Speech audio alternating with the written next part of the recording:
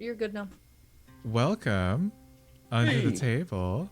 This is an indie TTRPG actual play stream, and tonight we are playing a Fistful of Darkness, which is a Forged in the Dark game. I am your GM for tonight, Keith, and with me are some of my very good friends. Let's tell. You don't have to tell us about yourself, but tell us your actual name, and then tell us a little bit about your character. Let's start youngest to oldest. Let's start with Baxter. Hello, I am John. I play Baxter, who is the youngest and most rambunctious of the group. I am currently working on a couple of side projects. We have to track that calamity thing. You know, we really don't want to die in a fiery, flowery hellscape. And I'm working to fix the food problem by creating fake meat. And we have now done it, and now we have to make it into a restaurant. True. Uncle D may have ruined many things. Restaurants. What are you saying about? Nico, I believe you are the next youngest. So, hello all. I play Nico, the found family of the crew. I had a wonderful time with my fiance last episode, and this time I'm over that, and now I'm going back to gambling. Just really got to scratch that itch. Nice. If there's anything we can depend on Nico for. Josephine, tell us about yourself.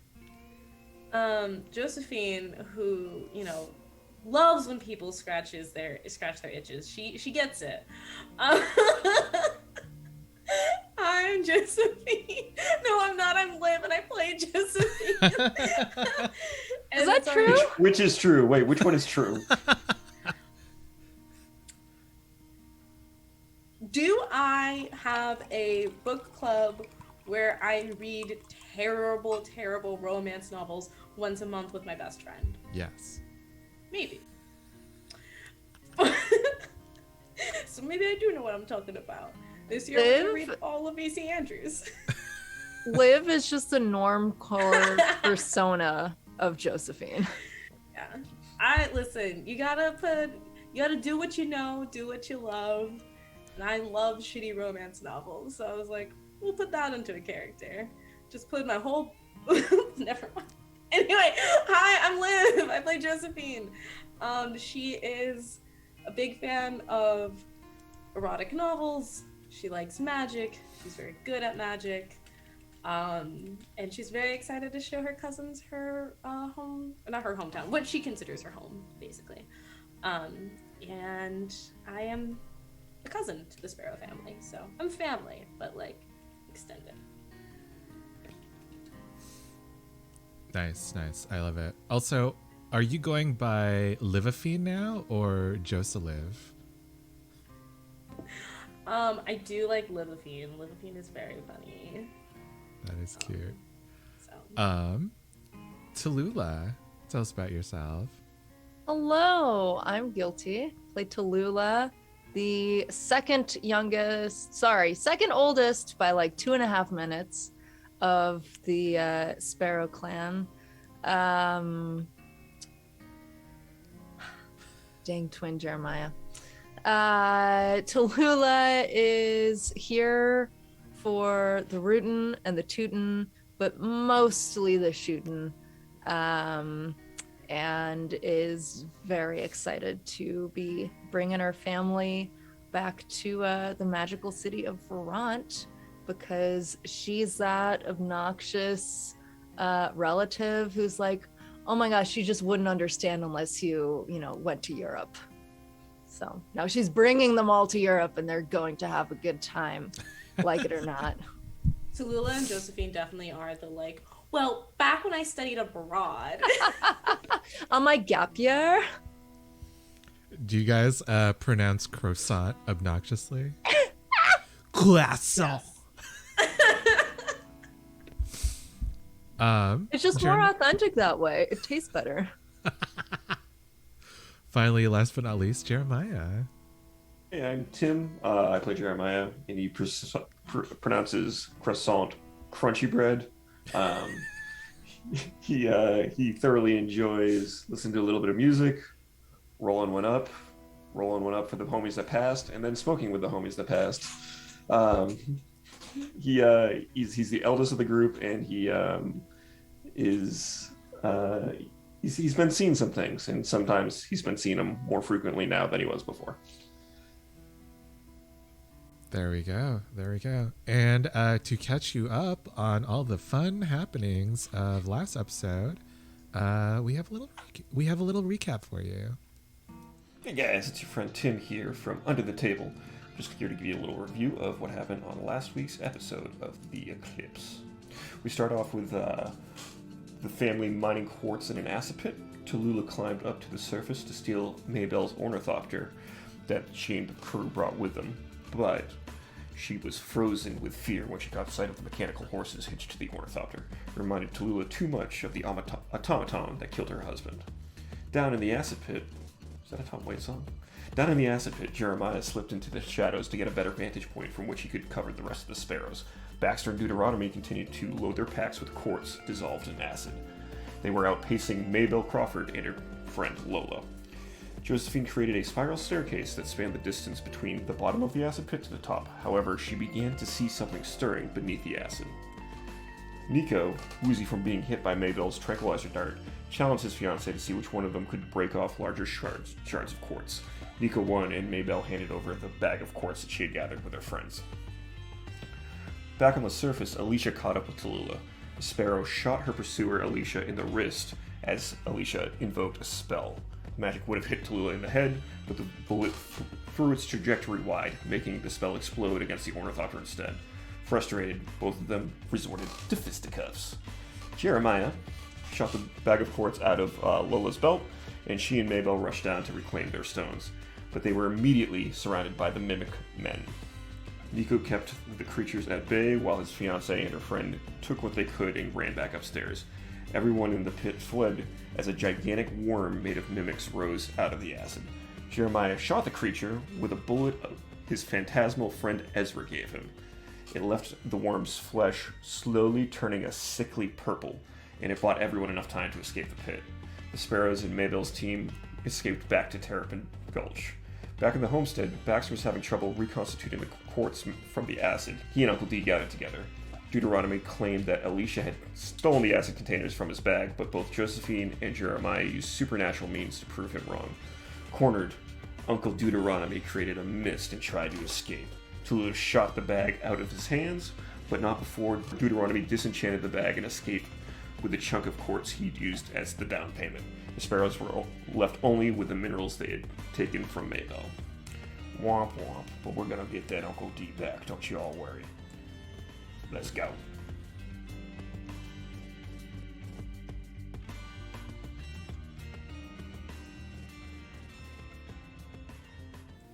Welcome back. Thank you, Tim, for that recap. Now, it seems like the Sparrow clan has decided to go to Verant, the glass city, the magical city, in order to find out a little bit more information on the city calamity, and also to try to figure out if they can get the stolen quartz back from the magical bag left behind by Uncle Deuteronomy. Josephine knows, since she was a student at the University of Verant at one point, that what's it called? Well, no, not indoctrination. First years are soon to be coming into the college, and they're soon to be joining, and so you assume that this might be the best way to get in. Otherwise, Josephine, that being unaffiliated with the organization, trying to get through their magical wards and their illusions will not be an easy feat. True. Question, were you trying to think of the word orientation? Not Yes, thank you. Oh indoctrination? my god. Yes, okay, I got you. Thank you so much. It's okay, I got you. Yeah, so it's freshman orientation. Which means it's fresh week. No, it'll be pretty easy, yeah. That makes sense. I love the confidence. Josephine's very confident. Me, Liv, the player, I think it's been brought up before that, like, this game is a lot of fun. We're having a blast. Are we good at this game? We have to be, though. What do you mean? Is being good important? That is a great question for the post show, which, if you're a patron, you can see after the episode tonight. Last one was a banger. We were missing someone, but the last one was pretty fun. It was so good. Yeah. So you all know all this information. You have a potential way into the college, into the university. What would you like? What would you guys like to do for your downtime? I would like to indulge my vice, but if anybody else has like an actual like plan and scene, we can do that. I think I'm deep in vice indulgent mode too. I think that we all might take a night out, Oh, I like or this. a night in for Josephine. We are hurting pretty bad. Yeah, like you're all like, let's all go, and Josephine's like, I don't want to spend time with y'all, and slams the door. Let's actually, before we narrate this, we should talk about crew advancement first, because yeah, we forgot to do crew XP. Did you hit your crew specific XP trigger? Now to remind you, you guys are the bounty hunters, and y'all get XP when you execute a successful bounty or treasure hunt. I think we got some bounty. Yeah, we did. Okay. So take 1 XP. Did you contend with challenges above your current station? That is a yes. Deuteronomy and the Mimic Worm were pretty far above your station. Did you bolster your crew's current reputation or develop a new one? What is your current reputation? Ambitious? Yeah. Yep. Ambitious. Do you believe that your last job was ambitious? I'm gonna go with yes, because if it wasn't ambitious, there's a lot of reasons why Josephine thought it was a bad idea. But if it wasn't overly ambitious, I don't know if she would have been as adamantly negative. You know what I mean? Like, it was one thing that it was like a job from her dad, but if her dad was like, go get milk from the corner, she'd be like, fine, I guess. But like, this was something that she didn't think we could do, so I would say ambitious. Nice. And to that point, I would say it was fairly ambitious of us to go after a job where somebody was already on the case. Also true. True. True. All right, take an XP for that.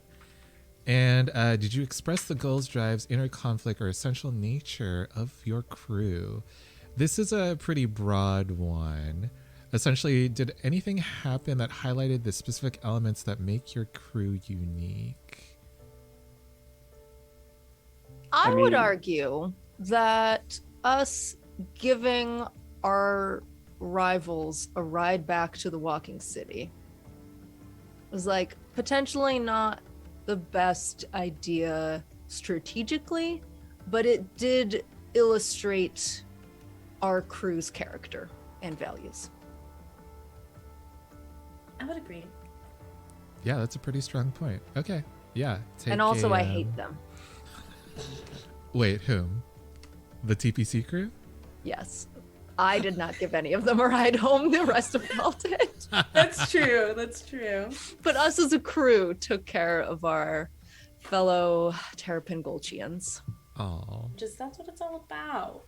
true. Okay, yeah, take an XP. Did you guys level up? I don't No, think so. we didn't. Not yet. We're 3 away. That's what I have. Oh, well, I did as a person. Oh, Yeah, we're 3 away. I had a lot of desperate rolls last time. Yeah, same. Congrats. Yeah, y'all started off in Desperate.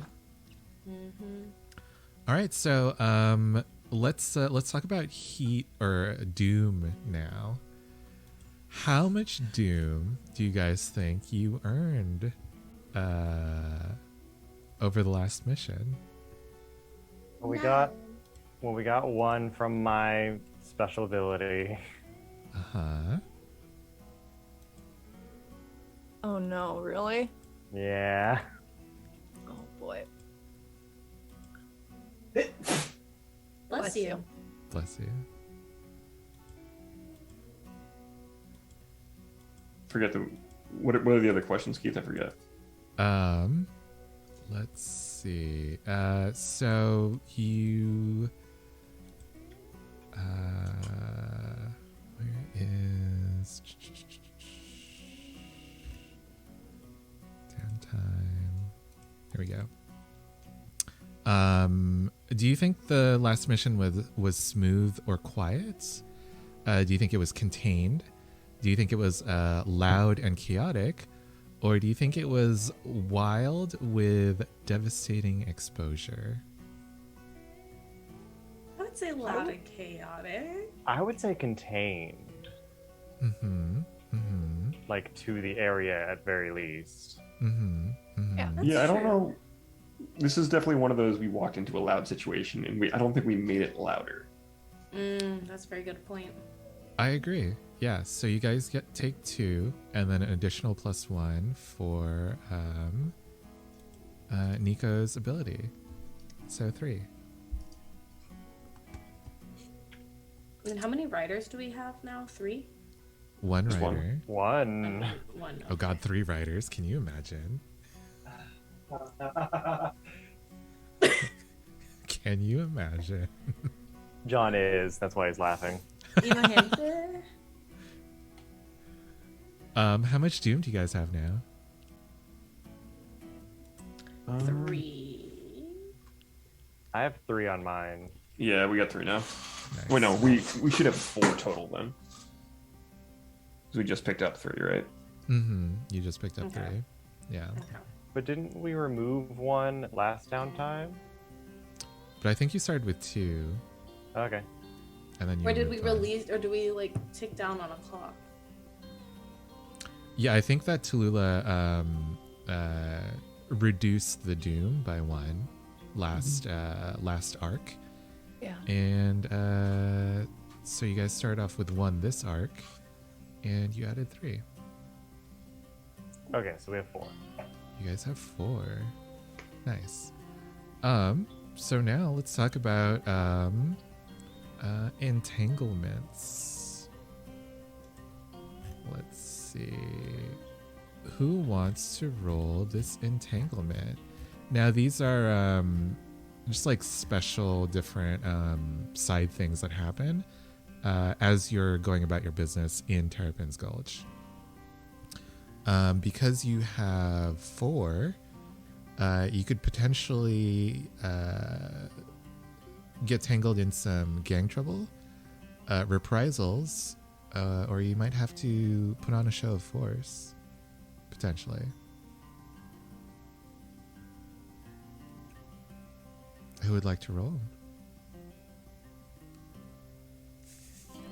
No. Yeah. Sit down. I'll roll. Okay. 1d6.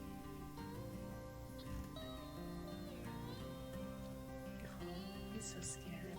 I'm really scared, actually. Okay, I got a 5. You have a 5? Mm-hmm. Reprisals or unquieted? Okay. As y'all are getting settled back into the homestead, you hear a polite knock on your door. I imagine it's Josephine who answers it, since you're the one who rolled. And the person outside is wearing very professional looking clothes, black suit, pinstripes with a starched white collared shirt underneath, and a bow tie.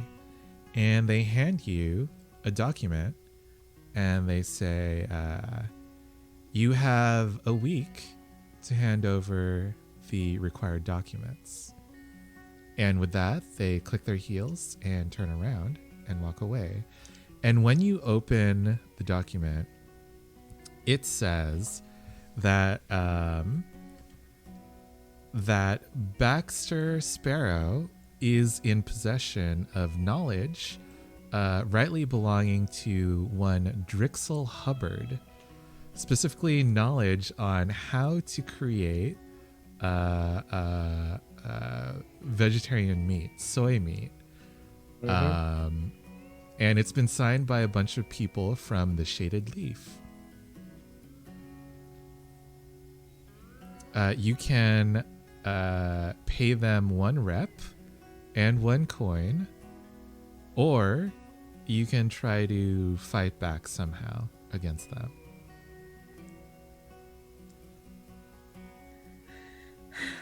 Or you can go to Okay. court. No. Okay. Fuck. Okay. What's that? It's some paper saying that you got information from some Hubbard or something, and that the Shaded Leaf has demanded that you hand over all the information. Oh, that's that's nonsense. That man offered me some workspace, but you know, it was not only useless, it was dead useless. I told you those people were up to no good. They were only trying to screw you over. You know, I don't know about this. I mean, what? It's first of all, they're lying. It's about the meat. That's all your work, ain't it? yeah, you know, I think that's right. I think they just wanna. I just want to take. They just want to take what I did and use it for their own purposes. That's mean. Yeah. Why would they do that? I mean, get a leg up. There are always, you know, students who would take other people's, you know, like formulas and spells that they crafted. You know, nobody. Why do hard work yourself when you can just steal credit easily? I think that's what's happening. Steal That's credit. right. We robbing a bank now?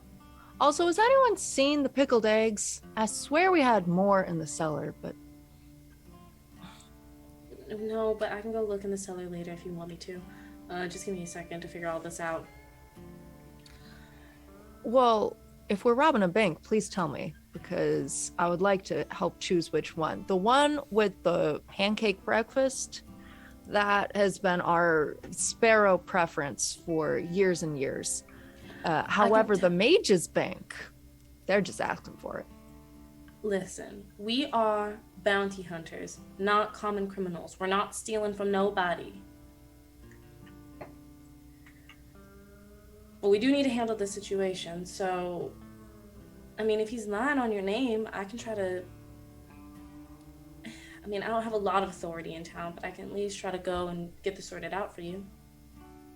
Do they did they tell you why they think it's theirs, not mine?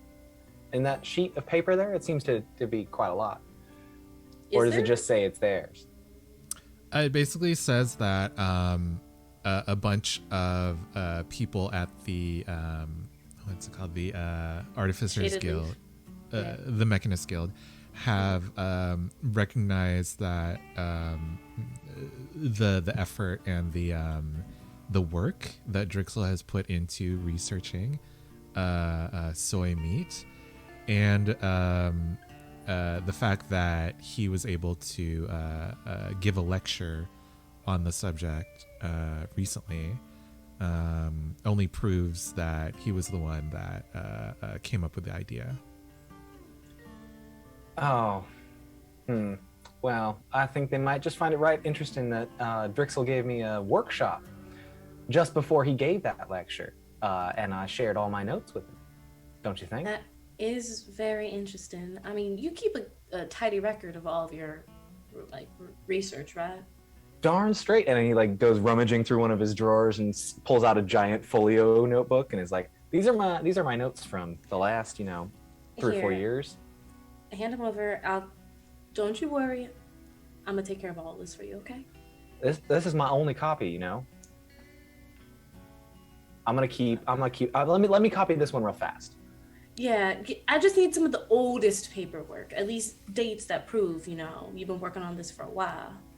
Oh, I got this one over here, and it's a letter he wrote and received from Liam about because they've been competing on this, and I think Baxter sent and then received a chain set of letters where they kind of are writing on it back and forth, postmarked and everything, and it is Baxter saying something to the effect of, "Oh, you're screwed now. I got it. I finally got some help working this out. This nice man at the Mechanist Guild has offered me something." And there's back 3 to 4 years ago of this chain of show-offs as they pass this letter back and forth.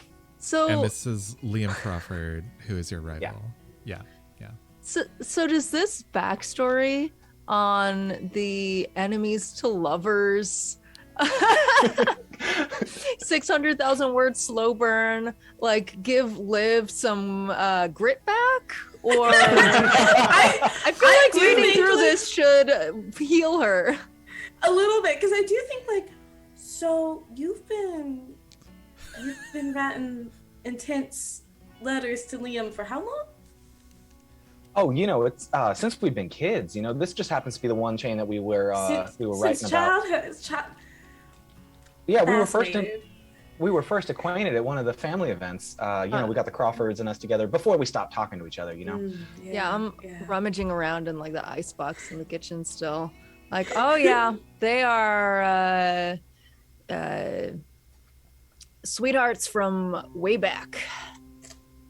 Wow, fascinating. This is really these letters are something, let me tell you. Thank you.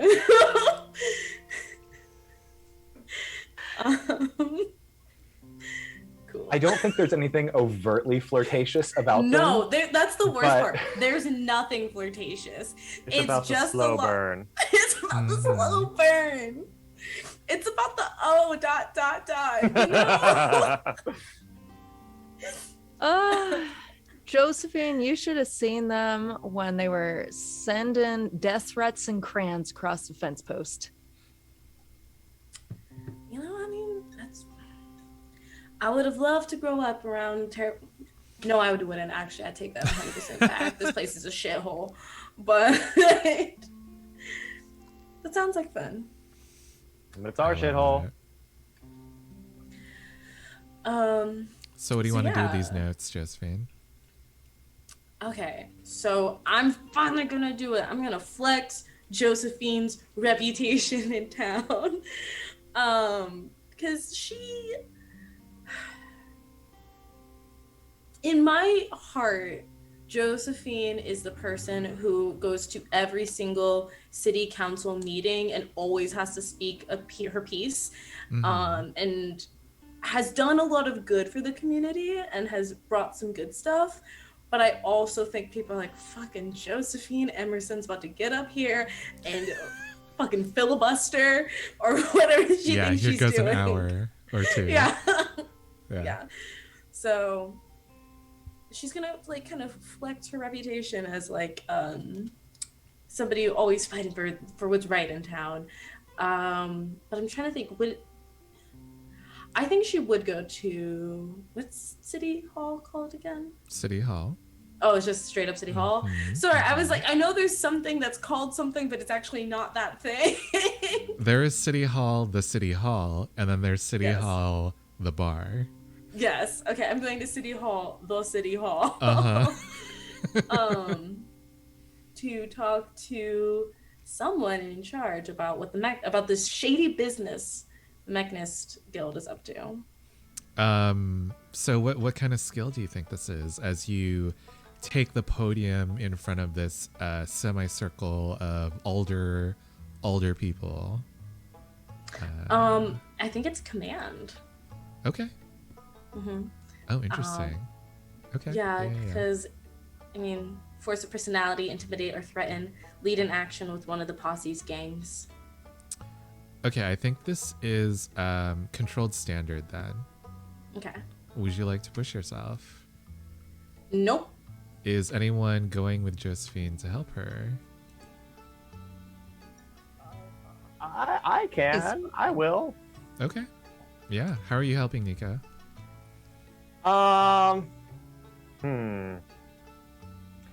don't think Nico really knows what Josephine needs. So at the very least, he's just being a nice hype man. Can we get like a taste of the hype that you're? Oh God! I mean, like, I'm sure it's like, yeah. You tell her, you tell him, Josephine. Yep, she's gonna mess you up if you don't listen to her. I know that's right. All I'm saying is we have papers and evidence here. We that have my cousin has papers. been working his hardest to sit here We've and seen it. provide a new source of food for this entire community. And I think provide it he is has. abhorrent and abysmal and shameful shameful that y'all are gonna sit here and let this man who came out of nowhere steal credit from a young budding genius. Baxter Sparrow I was there. is the light of Terrapin's Gulch. He is The light in one the darkness. of the brightest minds to ever come out of here, and one of the brightest minds on one of these moving cities. So what we are not going to do Maybe the brightest is of them all. allow someone to trample on this fledgling mind with audacity, lies, and blasphemy. Blasphemy. Perfect. Thank you so much. This was great. And it's just that. It's just that for like an hour. That's like popping up across each shoulder. And I'm just saying that not only should the Mechanist Guild take back this audacious, this falsehood, this claim, I think that there should be some sort of retribution taken on court. That's so true. Amen. All right. All right. Make your command roll with some help. Okay. It's controlled standard. I'm gonna go controlled great. Ooh. I think as this, whatever happens, Baxter's in the corner sitting there just like tearing up a little bit at being supported like this. Aw. That's so cute. Wow. Are you kidding me? Wow. Does anyone, do you have the grit to resist this? I think So it's gonna be one of those today, huh? it's like a That's double what we're doing today, huh? one. Yeah, I think that Josephine, as you're talking, the different council members are just like slowly slipping, in their seats and just like slouching as you continue to talk. And at the end of it, they're like, thank you, Miss Emerson. If you will leave your those papers and and your request, a written copy of your request with us, we will see to it. And when you hand it over, they put it into like a little a file tray, and immediately like an intern or someone else comes in. They're like, oh, we have those documents for you, and they put more documents over your documents in that same file tray. And then the council people are like, next, who's next? For your time. Thank you, Miss Josephine. Thank you, Mr. Sparrow. You crushed it. I mean, I know I did. Bullshit. It's just bureaucracy.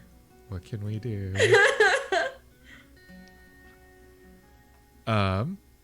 Okay, great. So that's still looming over your head. Thank you so much for trying this, Josephine. I know the city council can be kind of annoying. Useless. But I think we can persuade them to work with me on some of my other projects. I think it might be helpful to avoid calamity in the future, and I sure hope the home appreciates those that help with that.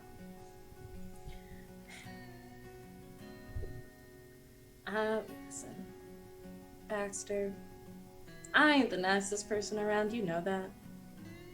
But I did mean everything I said. So don't let this get you down, okay? Oh. Thank you so much. And worst case, they take this one from us and we have food. And then we can do something else and make the next big thing. Yeah, you're As long as right. they don't prevent us from making it at home. Thank you so much. And as long as they don't gouge the press. Like, I mean, it's fine if you don't have a patent or whatever, but like, then just the idea of everybody taking something that was supposed to be good and help people and ruining it, I would hate that.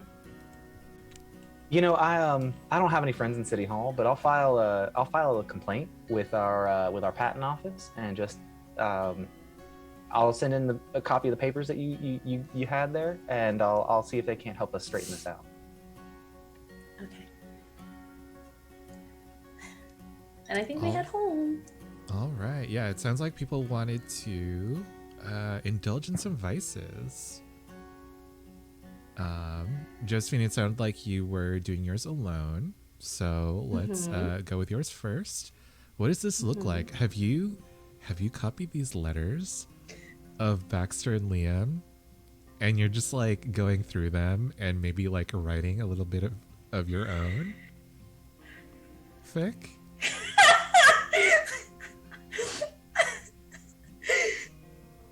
When I made this character, I was like, this is gonna be so funny because it's like terrible romance novels and fan fiction jokes, and it has slowly but surely become one of the creepiest personality traits one of my characters has ever had.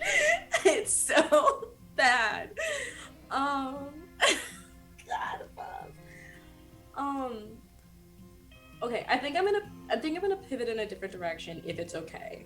Yeah, for sure. That was just a joke. Yeah. Yeah, but part of like why this is Josephine's vice is that it's considered a luxury item. So what I think happens is she gathers up all of the money that she's made from the past couple of jobs, goes to whatever bookstore or whatever have you, wherever you can get books in town, and finds, I think basically just like spends all of the money that she has, like just blows all of her money on childhood friends, enemies to lovers, workplace comedy stories. I Just love it. all of her money. Yeah, roll that vice.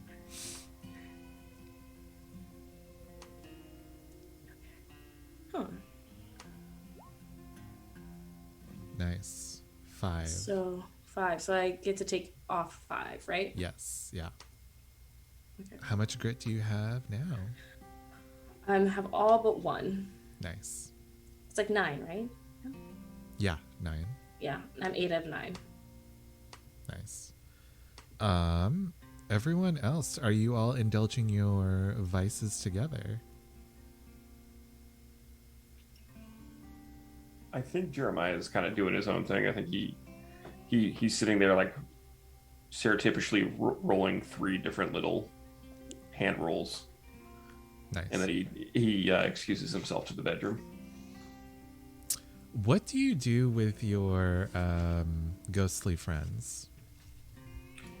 Besides smoking. Yeah. I think he puts on a record loud enough that like you can't really hear what he's saying, but he's definitely like audibly you can see them like recreating things like scenes that happened and like reliving old times and things like that as they kind of go. Mm-hmm. So you guys are just like trading war stories, literally. Yeah, or like literally like not reenacting them, but being like, oh, you remember that one time we did that thing, and that one time we did the other thing. Nice. Yeah.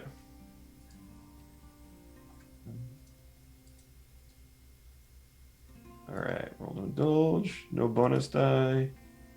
6. Ooh, nice. So Oh my god, I almost overindulged. Perfect. Are you at are you like all full? I'm 0. Yeah, I have 0 grit now. Nice. Perfect. Yeah, and I think as we as the camera kind of like pans up, we see the different wisps of smoke, the 3 different wisps of smoke coming from each of you, and 2 of them slowly turn purple at the edges. Nico, Baxter, Tallulah, how are y'all indulging in your vices?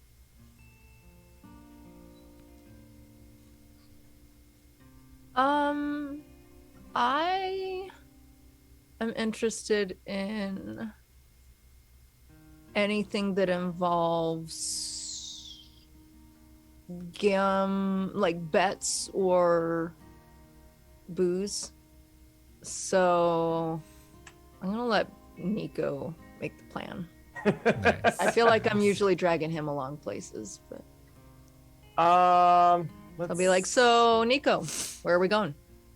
Oh, I was gonna hit up town hall, go see Goose Turner, my card sharp, and see if any fun games are playing. Goose Turner. Now, I have not heard that name since primary school. You know him? He's a fun guy. Of course I know Goose. Wonder if he's gotten any better at spitballs.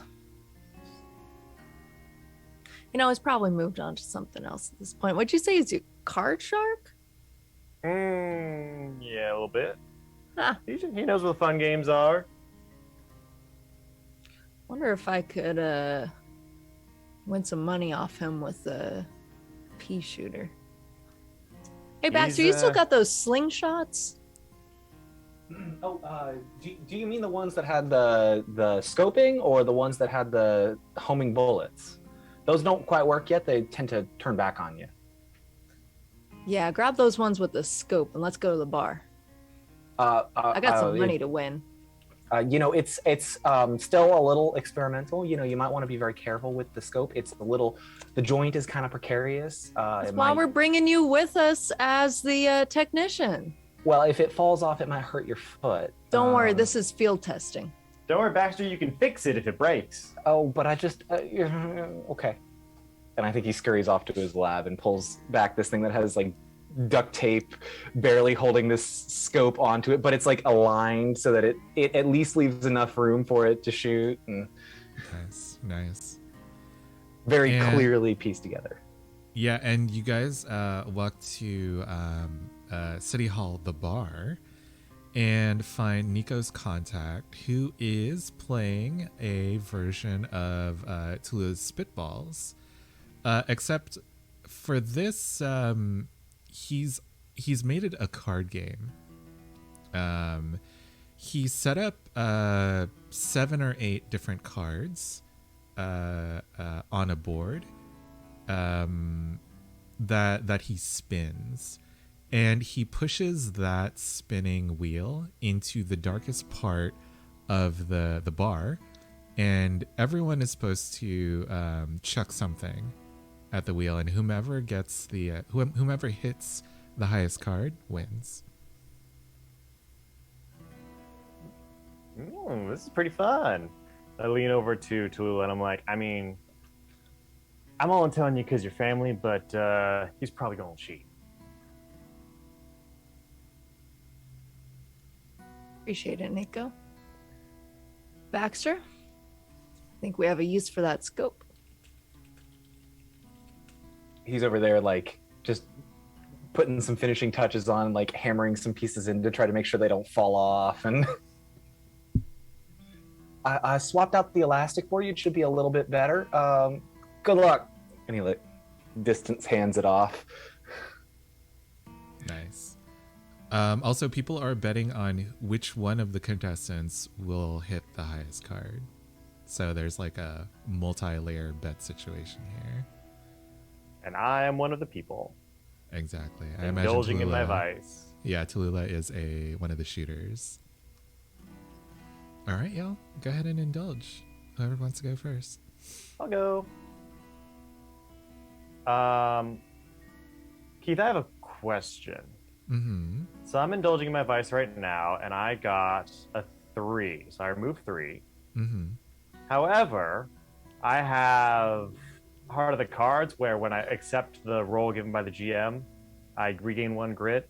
Do I regain a grit for accepting the grit roll as it was? No, because there is no positioning here. Ah, you're right. Yeah. Darn, I only have 4. I only regained 3. I had 6. You can try to roll again after this. Nah, I'm good. Okay. You can pay to roll again too, by the way, to get more downtime actions. I know it.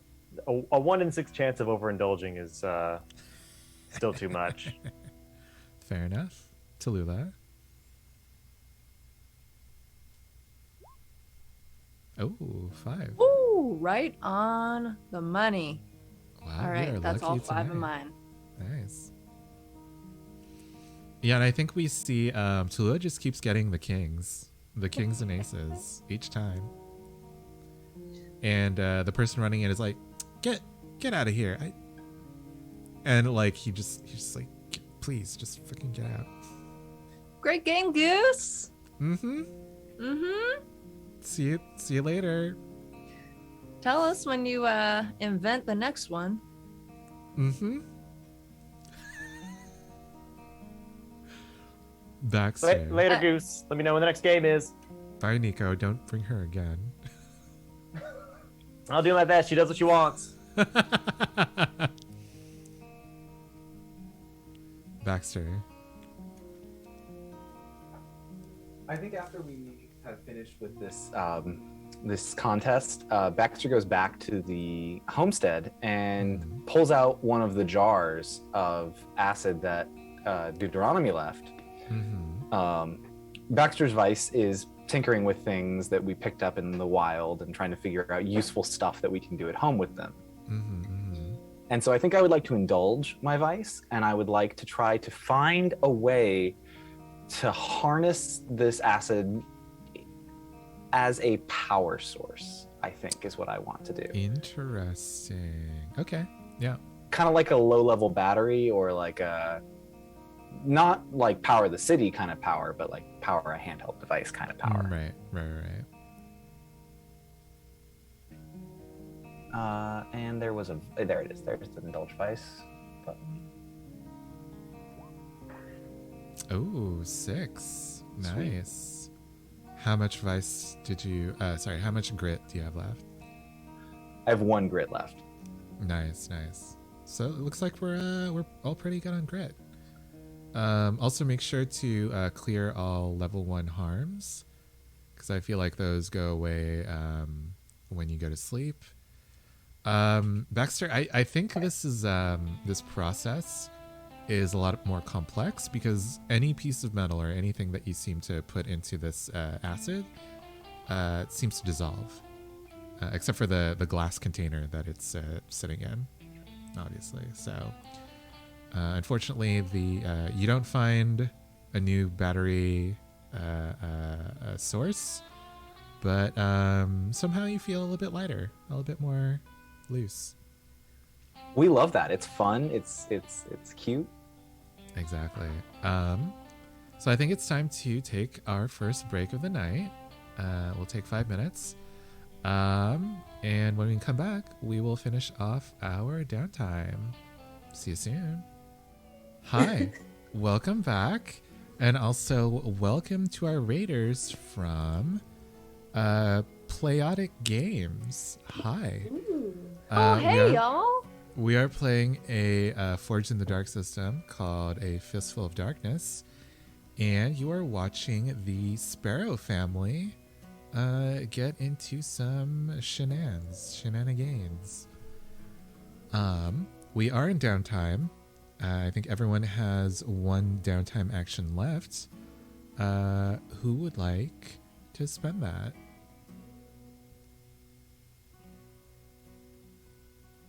I would. Oh, Go for it. sorry. No, you go. I would like to do a little prep work before we go to Verant. Mhm.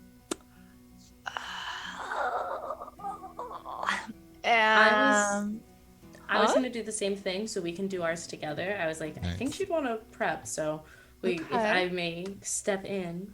Actually, yeah. I guess I'll mention it like lunchtime. That I want to prepare for this, and then if Josephine volunteers, then I'll suggest. So, did you want to head to the Mage's Library in town, or the guilds, or something? You know, they might be real appreciative if you told them you were heading back to Verant, see if maybe they need you to pick anything up. I was thinking the same thing. Ingredients. Yeah. I mean, I'm thinking maybe I'll send like a letter, telegram, something, let them know I'm on my way. I mean, I we think- could just go. People love it when you show your face. Well, I mean, sending it to Varant and letting them know before I Oh. show up and show my face. Yeah. I meant the mages in Terrapin's Gulch, though. Oh, yeah. We should go see them, say hi, ask if they need anything, Mm-hmm. send a letter to Varant. I feel like I should also pick up a gift. I don't know if I'm going to run into any of my old professors, but I feel like they'd be more likely to help me if I bring them a gift. That feels right, right? Yeah, you could get some Gulchy Green.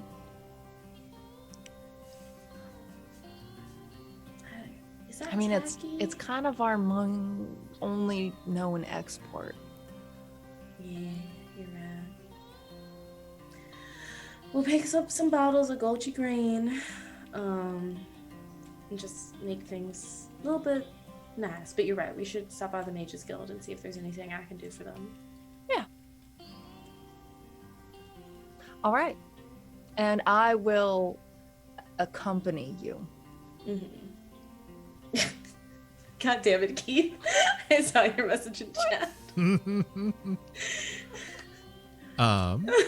What does this look like? So you've gone to the Midnight Symposium, which is both a just like a cool hangout spot for wizards, and also like one of the local inns or hotels in town. What would you guys like to do here? Okay. I'm gonna I'm trying to like actually find really quick the actual list of downtime activities because I feel like there is an actual like Yeah, thing you could there's do. gathering an asset, gathering information, or acquiring an asset. I'm gonna try gathering information.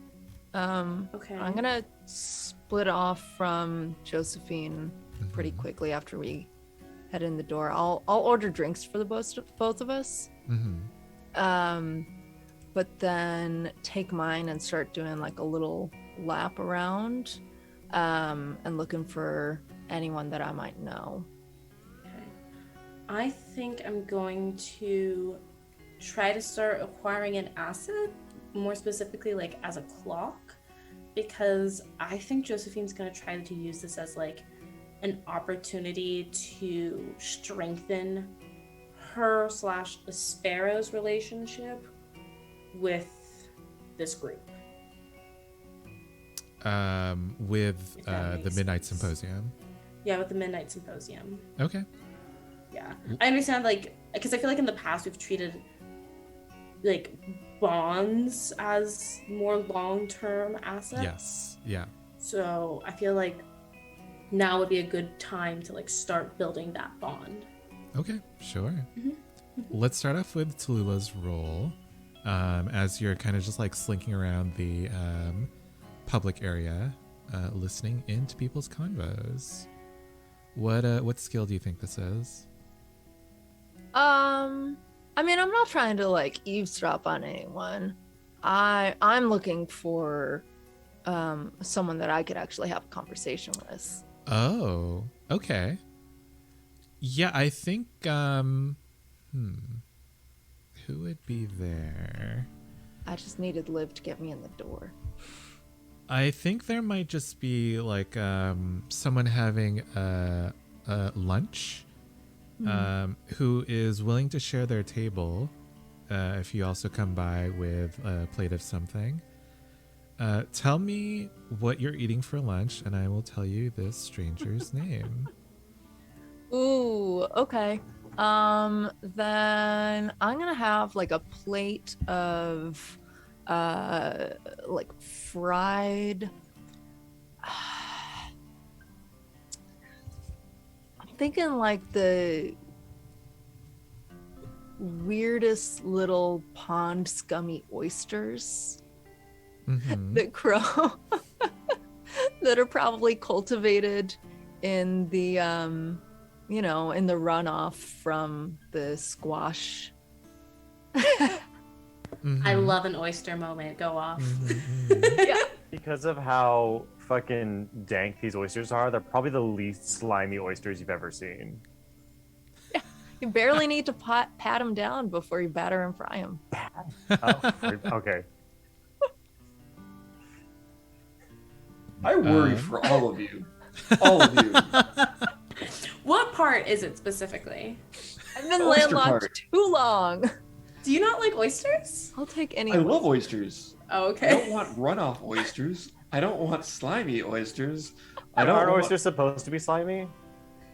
Like, Are you okay, son? He's from Arkansas. No. Ooh. hey, leave my bestie alone. We got oysters when we visited New Orleans. They're slimy. No. People in the They chat, shouldn't be. let us know, should oysters be slimy or should I they mean, be Do you- bone I mean, dry? it depends on your definition of slimy. That's the thing, right? An oyster's wet. It should be Yeah. slippery. But Yeah, like that's what I mean. slimy, I think implies like a level of mucus that's not necessarily good on an oyster. So turning away from this mucus talk, It's a horror show, Keith. The This is person, important.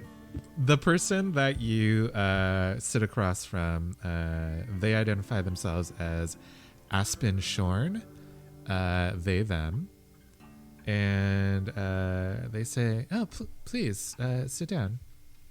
I would love to talk to a local, perhaps pick your brain on any local attractions that might be around here." Good to see you too, Aspen. It's been what, 3-4 years? Sorry, do I know you? Sorry, Tallulah. We met very briefly in, I believe, Vermont. There was a run-in with the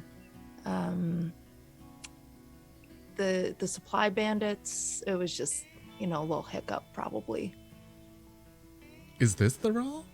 Is this true? I know a lot of people, Keith. Can I say that I was in Vermont for that reason, but I did not actually meet Aspen at that time. So I'm you're just like reaching. taking a stab. I'm She taking is a little reaching. reach. Yeah, I'll Um, roll for it. I'll roll for it. No, make a fortune roll to see if you actually ran into Aspen during this event. Fine. Is there an aesthetic way to do that, or do I just have to use the little toolbar? There is a fortune roll button Where is it on the character sheet? underneath contacts Underneath. on the Ooh, right hand thank you. column. Roll Yep. fortune. Mhm. 1 die. Yes, one die.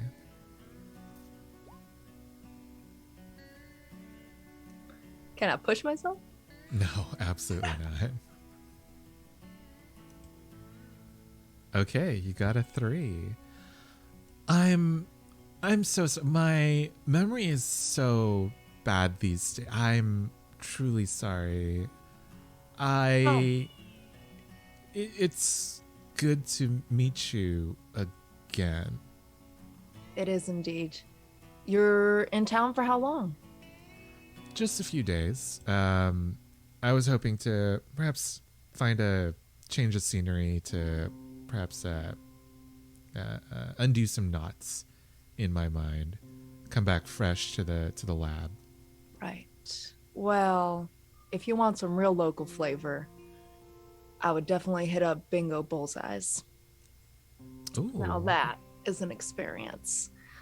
Okay. They don't necessarily condone the use of wands and other arcane paraphernalia when shooting at the targets, but if you slip a little something extra, I'm sure they'll turn a blind eye.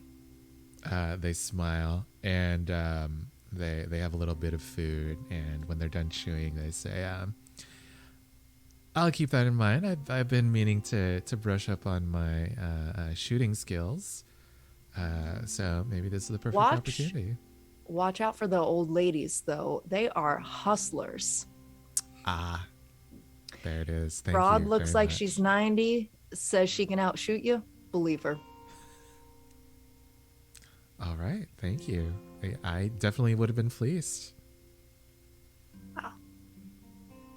My pleasure. So it looks like you're getting ready to take a trip yourself. Where are you off to? I am indeed. My cousin is heading back to Vermont to see some of her old professors at the university there. And family and I are accompanying her. We're actually on a bit of secret business as well, though. I'm sure you can keep things on the hush hush. Oh, certainly. But yeah, we're doing something of pretty great import for some important people in town here, and I was wondering if there was anyone in particular you might recommend we get in contact with in Vermont regarding reanimation. Excuse me? Oh, anatomical sciences and the such, and life after death.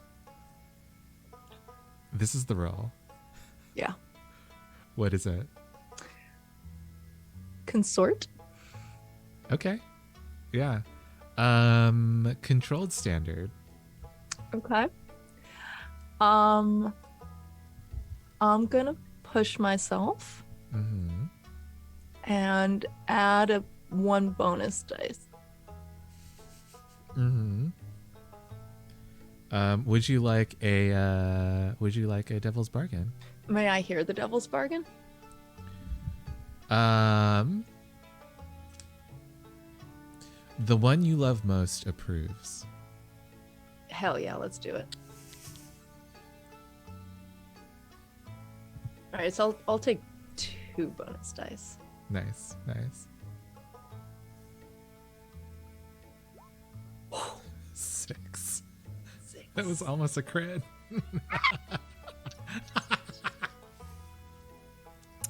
I think that Aspen kind of like looks around to make sure no one's listening into your conversation, and they say, this is very taboo.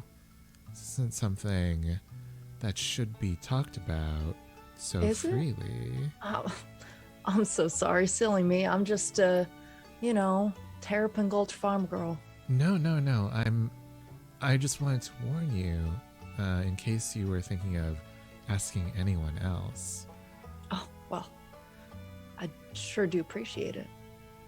I think that my mentor might be able to help you a little bit here. Let me write down their information and perhaps a little introduction letter for you. Let's see, who's a good yep.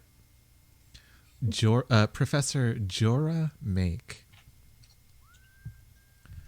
who is an expert in lightning magic and inscription magic.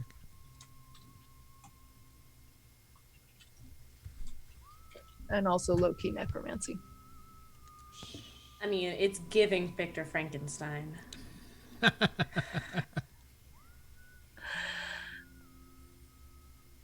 Thank you so much. Of course. Well, it seems like both of us have our hands full on our journeys. You know what? I think next place you should go is Town Hall. Don't get confused. There's Town Hall, and then there's Town Hall. And Clever. tell him put your drink on the Sparrow tab. Will do. All right. Appreciate Thank you very much, Tallulah. And they just like put out their hand to shake. Great meeting you, Aspen. You as well. Again. Have a safe trip. You too. All right. Amazing.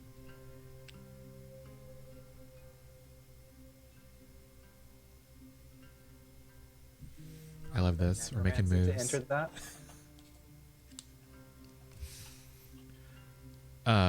Josephine, I believe that you wanted to get a little bit closer to the people in the Midnight Symposium. Yes, How are you going I about do. doing this?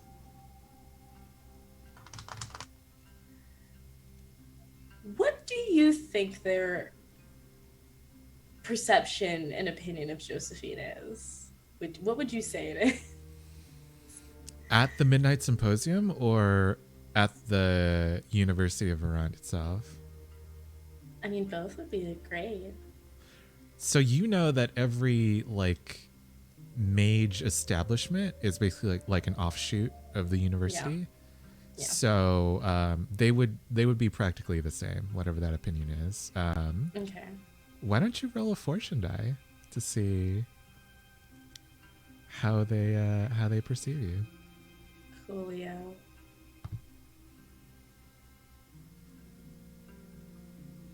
I'm so fucking scared. Okay. Oh, okay. 4. Yeah. I think they see you as like a promising student. Mhm. I think that they see you as like you can tell me if this doesn't like coincide with your characterization of Josephine, but they probably think of you as like studious and driven, Yes. and they're like, yeah, she'll probably get places. Yeah, I think that's fair. Yeah. I think if I was to give Josephine a student archetype, she's definitely the Professor, you haven't collected the homework yet? Oh no. Yeah, that's why it's a 5. That's why it's a 5. Yeah. Yeah, because some professors are coming in like hungover and they're like, shit, I gotta grade something now. Damn it. Yeah, this fucking bitch. But there's other professors who love it. Exactly. Yeah. Yeah, and she's always there for office hours. For better or worse, yeah. Nice.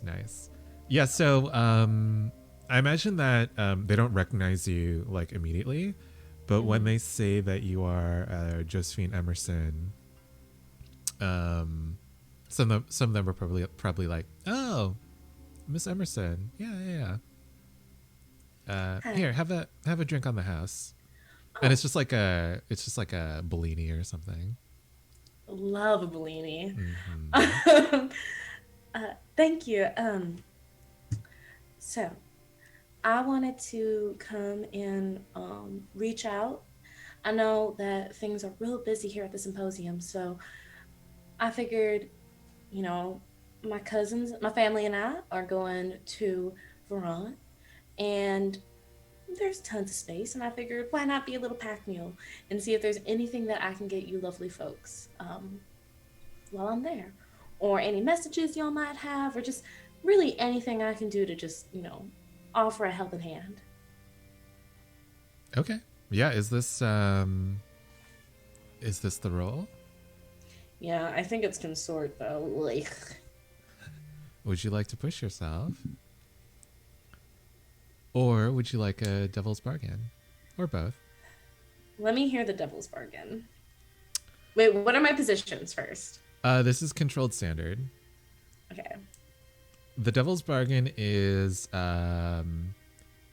they give you an important letter to be delivered post haste. That ain't that bad, y'all. It's not that bad. Why are these double bargains getting like more and more? They're getting real tasty. You know what I mean? I've been practicing. The devil knows what you like. And also, John gave him advice. You're sick and twisted. Let it be known. It's this could be 2 episodes of tangent if I've learned anything about Keith. my favorites. What do I want to do? And if I push myself, it's 2, right? Mm-hmm. Is there any way that I could help? I think this is happening at the same time as you're Yeah. having convo, with Aspen. So Okay, but like my aura of trustworthiness is just radiating out. it just into doesn't the reach Man, that you're far, a- bar. bestie. You're a scammer and cheat and a liar. I'll push myself. I won't take the bargain. Cause I just know I'll get fucked. Okay. I'm gonna take an extra die because I don't have shit in here yet. Okay. Oh. It's a 6. That's all that fucking matters. Let's fucking go. Yeah, I think they're I think they say, "Oh yeah, thank you so much." Yeah, here.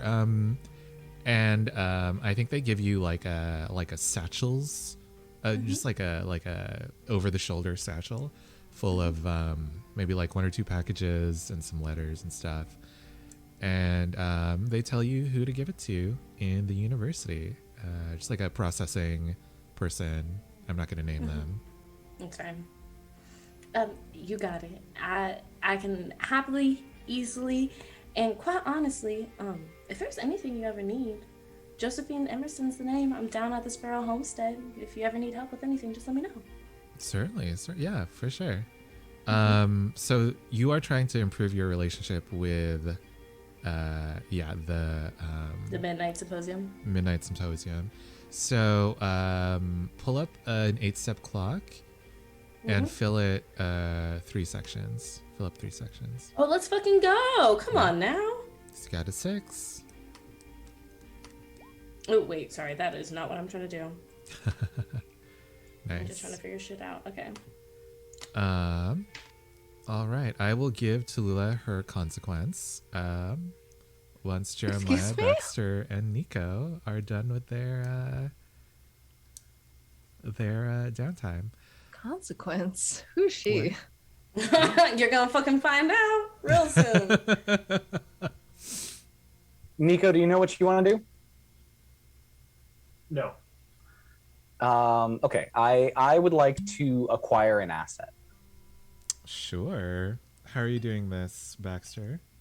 So I think the setup for this is that Baxter has phoned or telegraphed the Red Denim Gang Mm-hmm. and is interested in employing them as kind of like peers to begin refurbishing an old downtrodden building he's found from walking around that he will rent to begin working at his restaurant.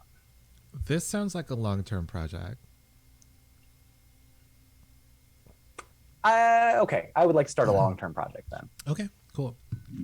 You are The Red building a Denim restaurant. Gang are really just the task rabbiters of our universe. It's true. For me, they're my asset. I love them so much as a player, but I know Nico would never have anything to do with them. So I want a Never Red Denim spin-off episode. Same. It's in What, the works. there's no requirement on what I roll, right? For a long-term project. No, think- you tell me how you are advancing the long-term project, and then you decide on a skill that best mimics that. I would like to use consort, and here's why. I think Baxter has developed goodwill with a lot of like maker spaces and other like smaller groups throughout his time as like a casual inventor. And that plus the Red Denim Gang being his friends and like having been involved in the testing and piloting, I think he's pitched a plan to this motley crew of builders and testers and potential employees. And he said, I would like to begin employing y'all to do this work if you'll do it speculatively on the fact that this is going to be the big thing. All right. Yeah, this is a controlled standard. Would you like to push yourself? or would you like a devil's bargain? Make me an offer.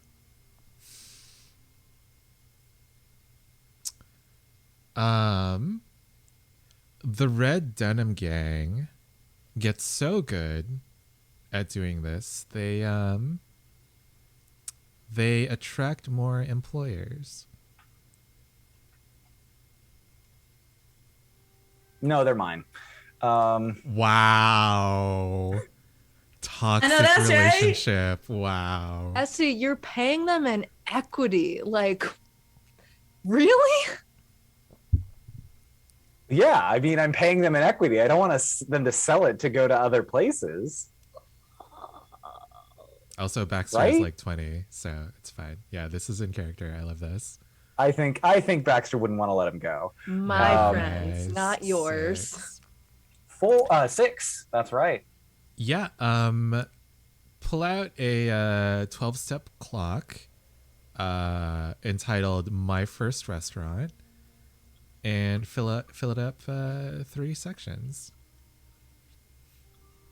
Thank you, Keith. You're welcome. 6 sections, you said? 3 sections. That was a reach. this, right? Oh, what a reach. Jeremiah and Nico, what are you guys doing for your final downtime action? I think Jeremiah gets on his horse, his robotic horse, and he cruises down to the stallion's stable or work office. Mm-hmm. And he parks his horse, and he picks up the record player that's kind of bolted to the side, and he puts it on the top of the horse, and he puts on Unchained Melody, and just waits for anybody in the window. Wow. Iconic move. Yeah, we see a shadow in the window. This is Professor Lestallion opens it up and just watches you with an enigmatic smile on her face. I think Jeremiah just says, "All work, no play makes for a dull stallion. Let's go for a ride." This is a roll. Yep, I figured. All right. What's gonna be Can it be command? Okay. Command will be yeah, this will be controlled limited. Ooh. Okay. Are you pushing yourself, or would you like a devil's bargain? Yeah, throw me a bargain. What's up?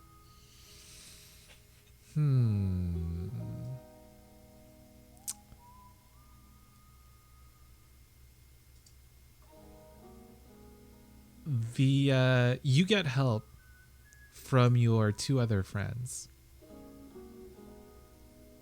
That's perfect. Sold. Nice. Give me that die. Actually, can I boost? I don't want another die. I want to boost Okay. the effect. So it's Controlled standard. standard. Oh, I'd like to resist. I mean, this is just a bad date, you know. We like, you guys spend time together, but I think that the because your ghostly friends are whispering so much in your ear, you just like keep stuttering like, "Oh yeah, that's great," and then like someone's like, "Wait, are you sure that's a cool thing to say?"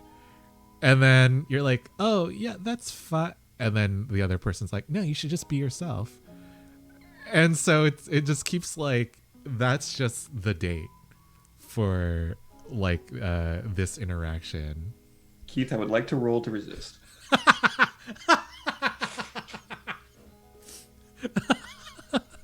Okay. I think this is a wits resistance, as you're trying to like block out what your 2 ghosts are trying to tell you. No bonus die, I assume. I don't think you can get bonus die for Right. this one. Nice. Yeah. I think you're able to just like block them out at some point, like during the date. You excuse yourself to go to the bathroom, and you just like chew them both out. You're like, shut up, both of you, shut the fuck up. Listen, all y'all, Shut I up. didn't get you all high so you can fucking yell at me all night. Let's go. Keep your mouth shut. We'll spark one up Nice. later. But right now, you're being really, really rude.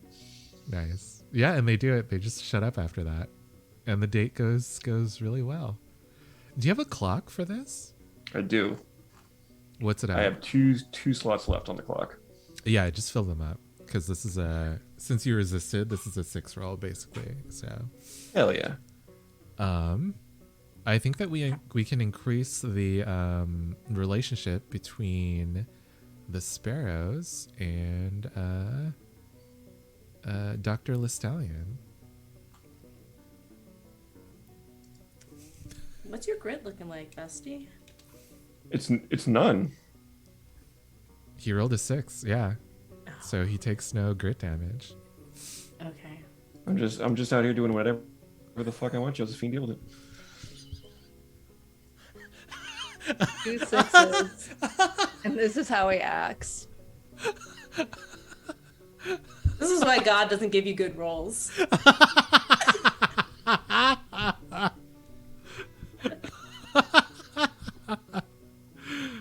Oh man! All I have to To be say fair, I is it's rolled 2 6s. 2 6s. That's a crit. This is what you burn them on. Think about this. Think about this. I hope you go to bed tonight thinking about this, and after you fuck us for something else. Good for Jeremiah for having a good time and a friend who's alive. I don't. Yeah, let me have one living friend for fuck's sake. I don't know. It sounds like a you problem. I feel like you should take that out on Damn. me. Damn. No PvP this season. Nico, what are you doing? So I think Nico, I think that he. So okay, sorry. I'm vamping because I'm also trying to pull up the rules book at the moment.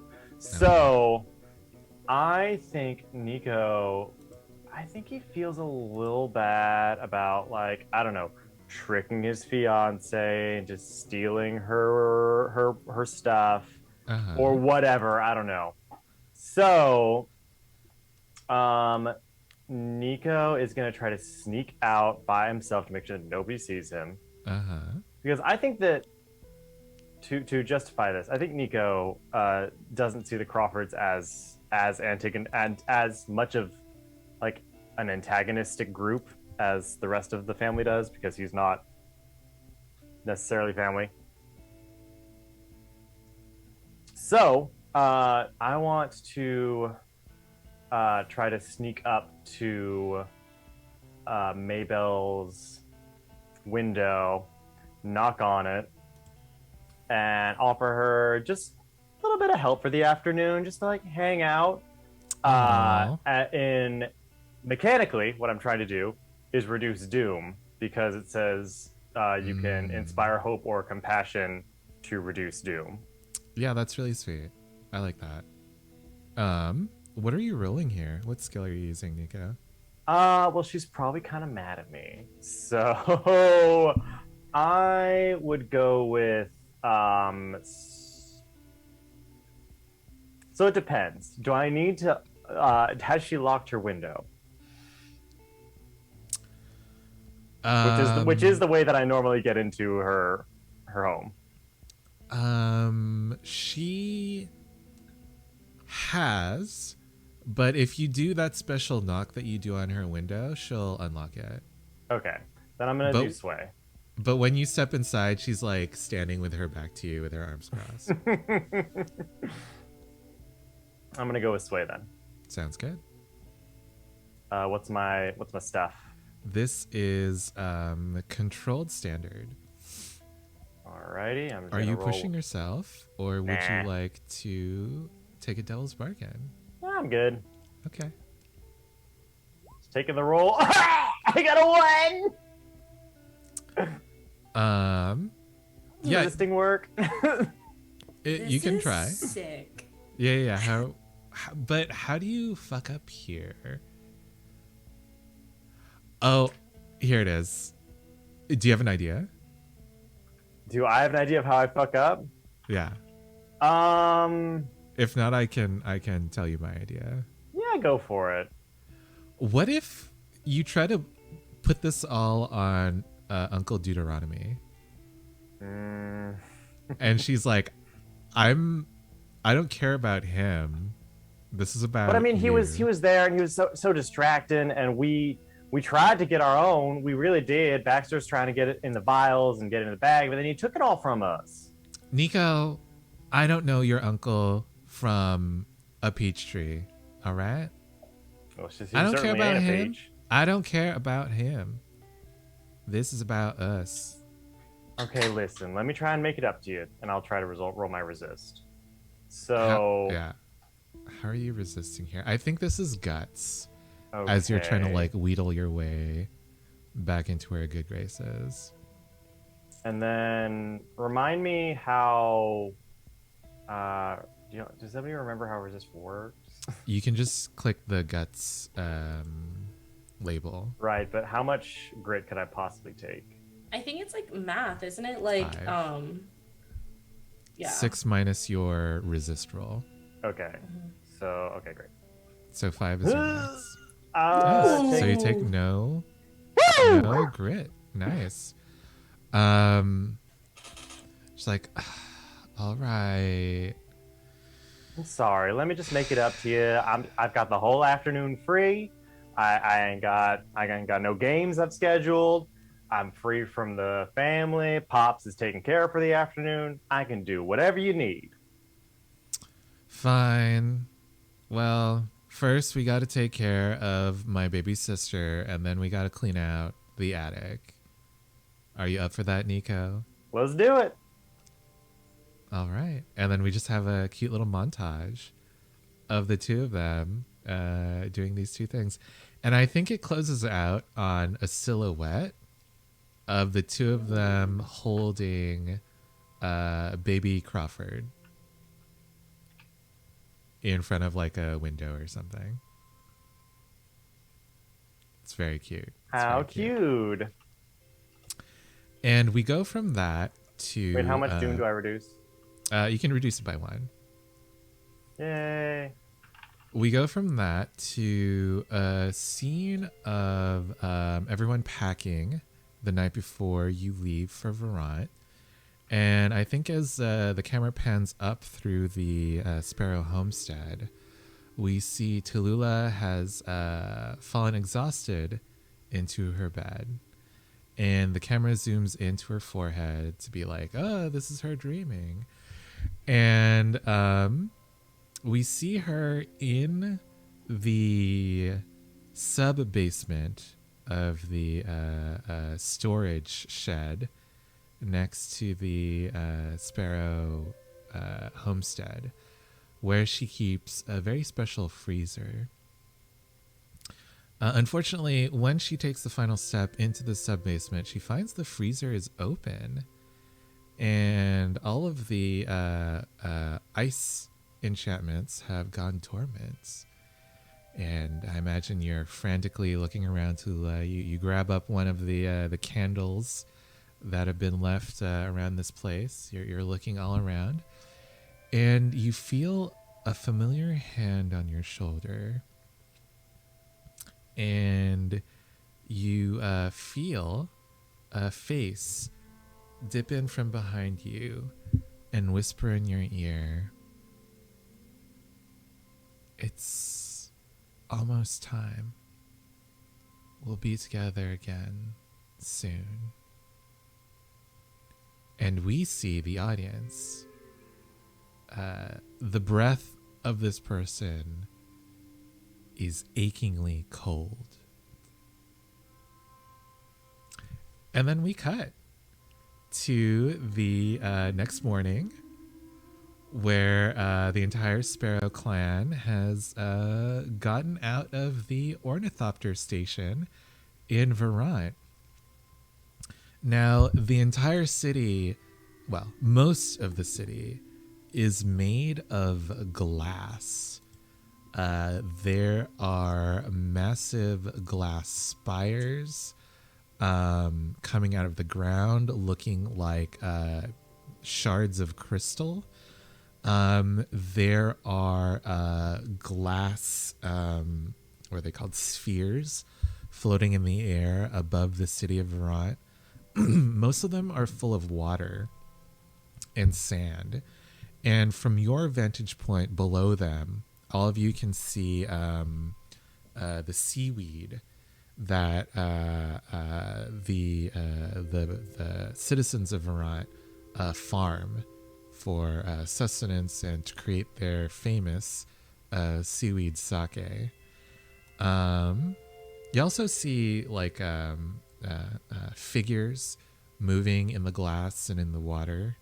The entire city is full of running water, and it creates like this white noise that all of you soon become accustomed to. You kind of like modulate your the volume of your voices higher to kind of get above it.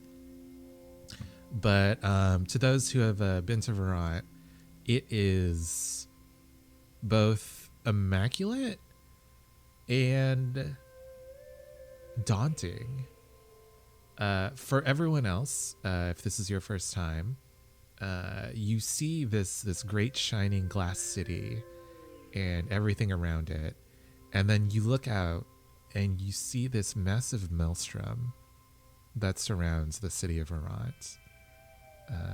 That basically acts as a barrier between it and any threats that might come for this walking city. And you think to yourself, how the fuck did this happen?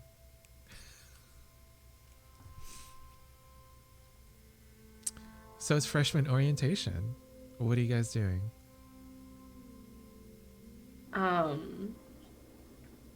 I think Josephine is like leading the charge, right? And she's like, God, she's doing that like annoying thing. It's me, I'm this person. She's doing that annoying thing where she's like basically acting as a tour guide, basically like, and this over here is going to be the first da-da-da-da-da, and over here you'll see this statue, and if you go down the road, there's going to be this cute little cafe, and like just going off about unnecessary shit. Nice. Until they get to the campus. And she turns and faces everybody. Okay, it's freshman orientation. Means we can get around and peruse and really just act like anybody else. I mean, the unspoken rule is that freshman orientation is kind of like an open house because a lot of people just come by. A lot of people who live in Vermont were students, so it's kind of, you know, a little bit of a homecoming moment. So I think we'll blend in just fine.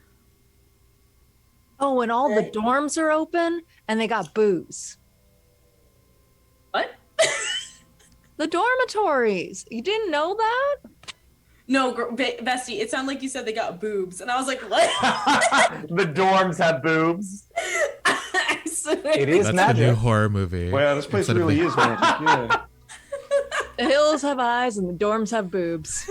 I am so sorry, but that is legitimately what I heard. The caves have legs and we have a whole person. Damn.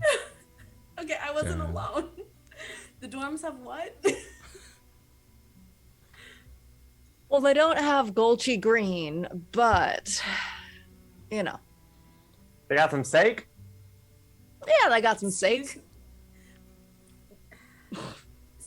Sake, y'all. Sake. It's called sake. But it's spelled steak. It's an accented E. Huh? It's a fancy E. It's an E with a little hat on it, Nico. It's sake. Oh, okay, got it. God damn. Listen. No embarrassing me, okay? We put on our nicest clothes and I want y'all to act like it.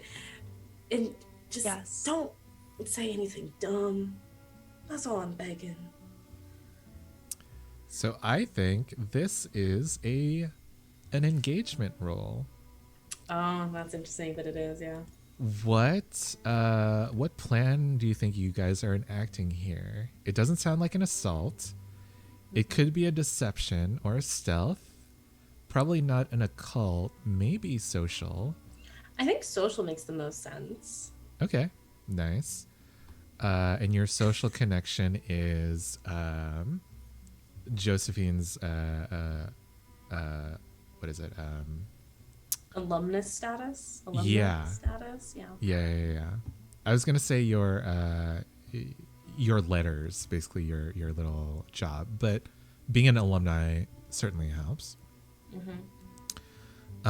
So you guys get 1 die for sheer luck, 1d6.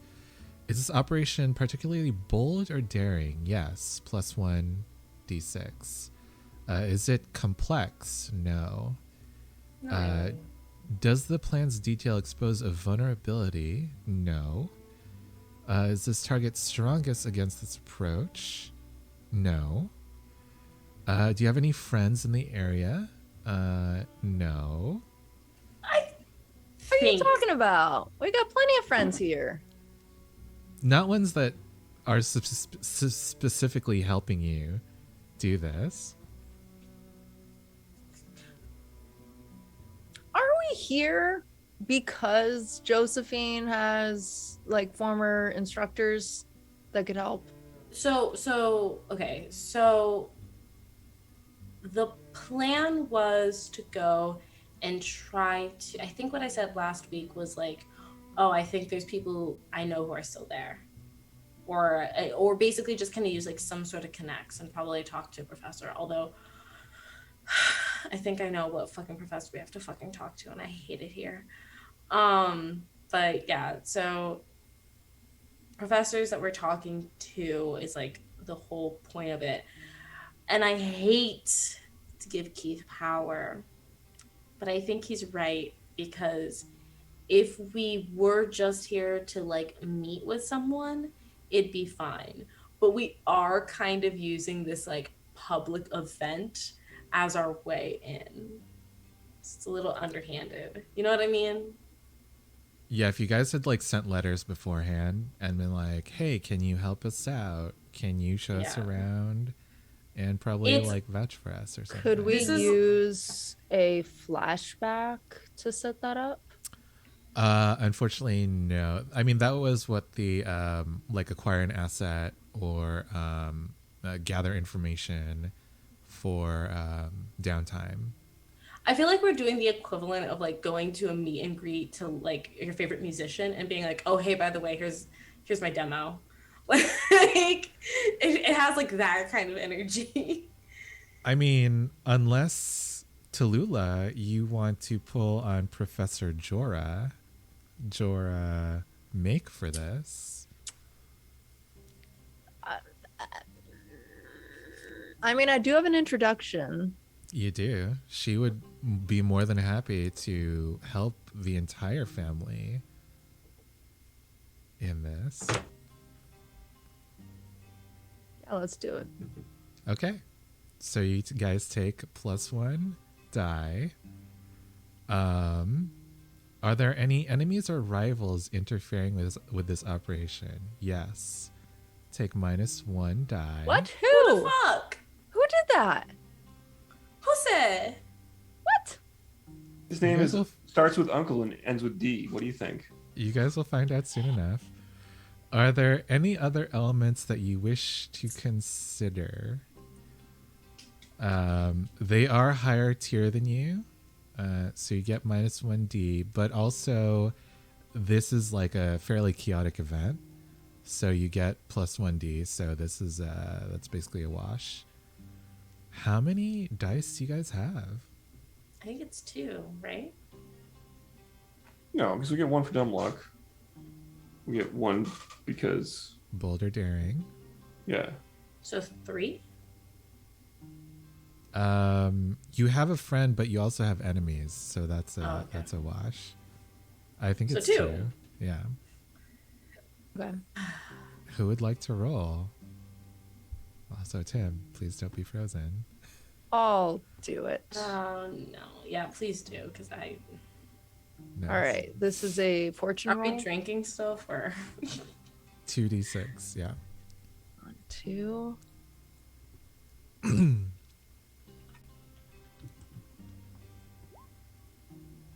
Oh, Oh, yes, perfect. Oh, you're back, Tim. Yay. all right.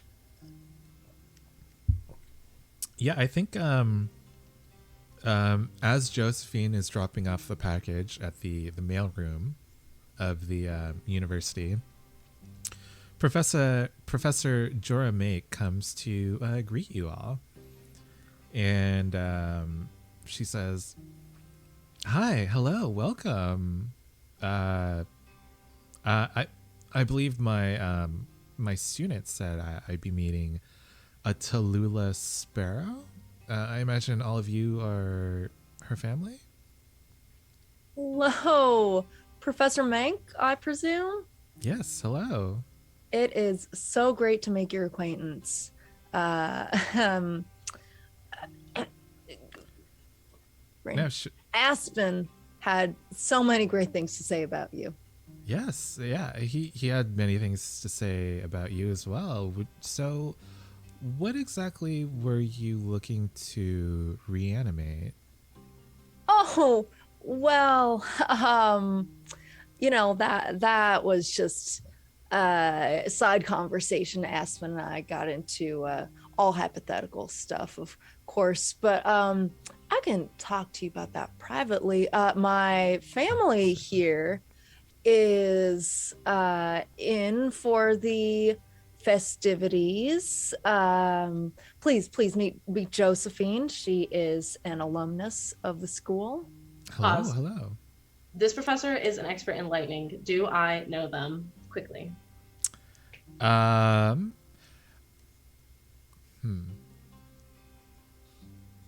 So you took lightning as a minor, or is that your major? Ooh, that's such a good question. Because I think you had wind as well and glass. I have lightning, wind, and glass. She definitely double majored with minor. What a bitch. Stallion. I feel like it was probably okay. If I'm being true and I'm thinking of like how I describe things most frequently, I feel like it is a major in glass, a major in wind, and then a minor in lightning. But I feel like they're all very interconnected to each other. So Yeah, I think that she teaches like higher level lightning classes, and otherwise she focuses on her research behind the scenes. So I will say that she doesn't know you, but she knows of you. Says, yeah, you graduated a few years ago, yes? yes, ma'am. Oh, well, welcome back. Happy to be here. Certainly. Oh, we should move out of the mailing room. It seems like there's a little bit of a line. Here, why don't we go into the quad? And basically, like, this entire university is built around a series of courtyards surrounded by these crystal towers that are connected with a series of bridges. As we're walking through the campus, I think Baxter leans over to Josephine and says, "Is reanimation something you can do with magic? I didn't know that was possible." Would I know anything about reanimation? You can give me a roll. Okay. Sorry for the incidental roll. No, it's okay. I think this is scratching my itch because this is giving me lore, so I'm into it. What kind of role? You tell me. I imagine maybe survey or read. Yeah, I think you're right. Okay, I'm gonna do read. Okay. Then this is a controlled standard. As you're trying to recall what you know about reanimation. It's 5. So this is like a very esoteric part of your university studies, Josephine. So I'm not sure that you studied it personally, but you might have had like a friend or an acquaintance that talked your ear off about it.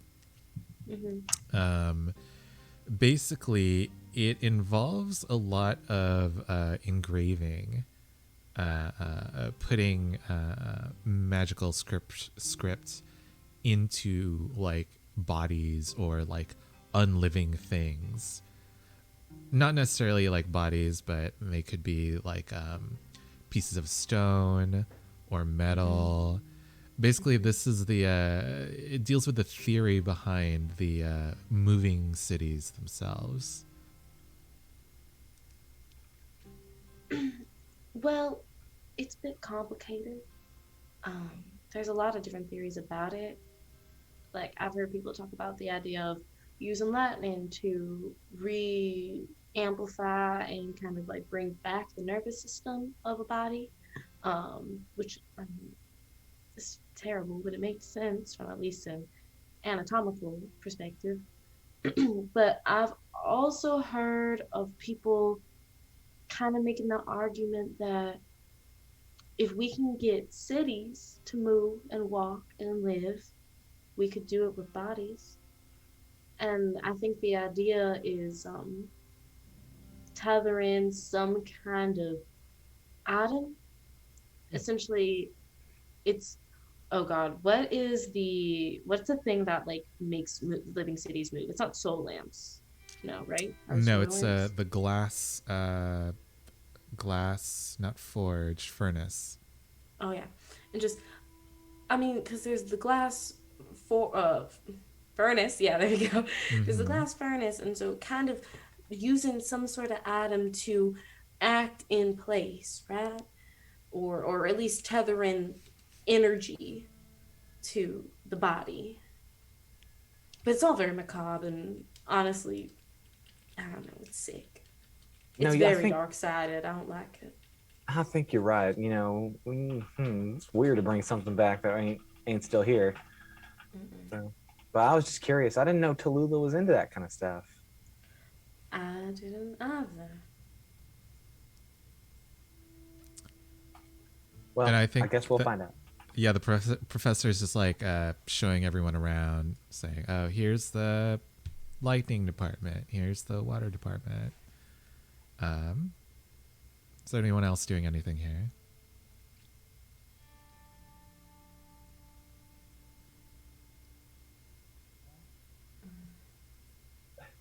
I assume that Josephine will know where we should like peel off to find someone who could help with our Well, problem. unfortunately, Professor Jorah Make fucking is an expert in script magic too, so we're fucked, bestie. It's fucked. But yeah, no, I think once we get to the like the script department is when Josephine's like interrupts the conversation that I'm sure you two are just loving and having, and just so I think this is our stop. Professor Make, it has been wonderful to be graced in your presence. You know, I always wish I was able to take one of your courses, and maybe one day I'll come back and just, you know, kind of finish up those extra Latin classes. But this is actually but this is actually where we were supposed to be going, so Oh yeah. thank you. Josephine, I'll catch up with you.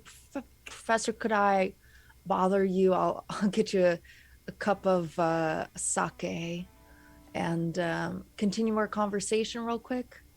Oh, certainly. Josephine, let me help your cousin a little bit.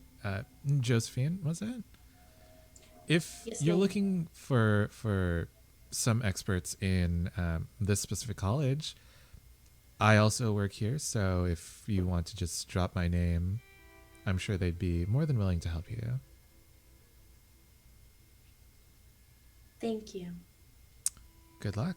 Tulula, let's get that sake. Absolutely. And Tulula, as you peel off from the rest of the group, you see two very familiar faces walking onto campus. These are Archibald and Candace Crawford. They seem to be talking to the president, or the head wizard of the university. They haven't clocked you yet, though.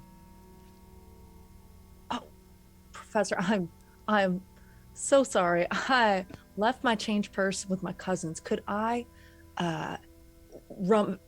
I will be back quicker than a lamb could sing.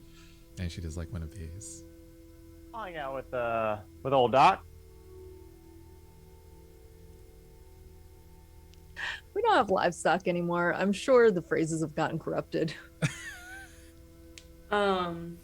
Yeah, I think Josephine like shoots a look at Nico and Nico's like, I'll hang out with the doc. Oh fuck. This is And I'm gonna dash back to the serial killer walk. Not run, but walk as fast as possible. Wait, who is Archibald? Is that Jeremiah's? Yes. Okay. Rival. Yeah. I need to write all these down. I'd be forgetting. Candace. Candace is Tallulah's, right? rival. Uh-huh, Yeah. Yeah, Mabel is Nico's. Yours is Liam. We have to Are talk they about all yours, Josephine. Are they all siblings? They are. Yeah. Sick and twisted. Wow. It's a family rivalry. And they have another baby? Mm-mm. What if y'all Wow. Liv, Deep judgment. by process of elimination, is your rival the baby?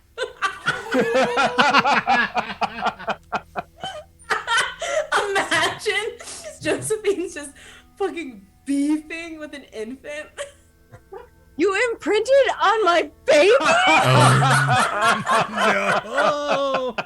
You Loch Ness monster? I mean, as the fanfic aficionado, this seems right. I hate it here. So Tallulah walks back quickly towards the rest of the sparrows. What do you say? Yeah, I'm just gonna do like a little loop around them and keep on walking back the other side. But say, Crawford's 6 o'clock. I don't know what the fuck they're doing here, but Shit. I Make mean, yourself they're no scarce, wizards. I would don't say. know what they're here for. can't be good. Never's I could, good. I could smell them before you named them. Nika, did you tell your sweetie we were heading out here? I Me? think I'm with the professor. Wait, you were coming with me? I don't know. I had nowhere else to go. What? No. I wasn't like listening. I was just like hanging out.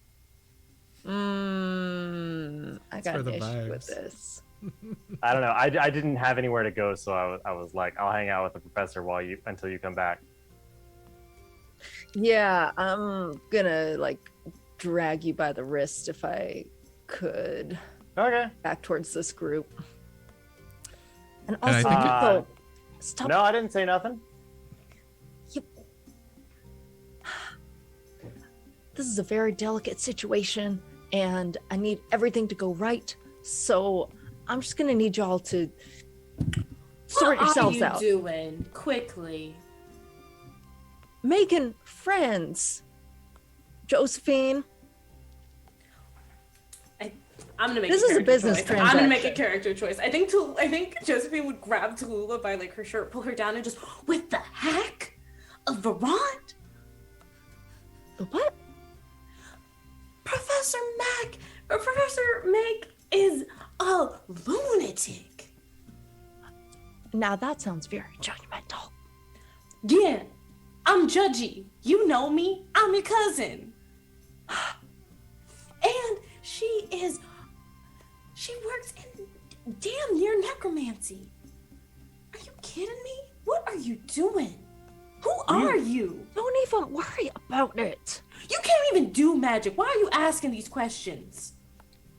Why? What are you looking for from the dead right now? I don't need to answer any of your questions. I'm older than all of you. Except for you. You can mind your business. You might be older, but I'm smarter, and I know for damn sure you're swimming in deeper waters than you can handle. Little sister, I love you. You gotta be careful with this stuff. In my experience, the dead come back when they're ready. I haven't done any. I'm sorry, you're. What? We do not have that? time to Can you unpack repeat that this one? right now. I have a sake the date. Fuck So are you on? Date. be good and get out of the Crawfords line of sight. Goodbye. And as all of you are looking at the Crawfords walking with the High Wizard, you also see a group of freshers wearing their little what do they have? Maybe like a headband for boy. this. Love And Baxter, we see that your rival, Liam Crawford, is among the freshers. I think Baxter immediately picks him out and just like scurries on over and like just tackles him from behind. I look. Who's that? What's going on? Oh my god. Hey Liam, how you doing? Oh, it's so long since I've seen you. Baxter, what? Oh my god. I- Oh my god. How did you get here? How did you know I was going to be here? I think Baxter fully ignores the words just said, picks him up, spins him around a few times, sets him down, and says, "Oh, I was here with my family. I just wanted to, we're here on some business, but it's Wait, so your good to see you." Your family's here. My family's here too. You guys should What? get out of here. What? They Why? They don't like y'all very much. Oh, I didn't know we'd done anything. Yeah, my brother and sister, they were saying how y'all were responsible for wiping out the second platoon. The what? The my sister's platoon, she said that people saw you out in the Duskwood. Oh my God. Oh. I mean, we go out into the Duskwood to collect things, but I don't know about destroying any of the military installations. Well, I mean, I trust you, Baxter, but like, I'm trying to like save your neck and shit.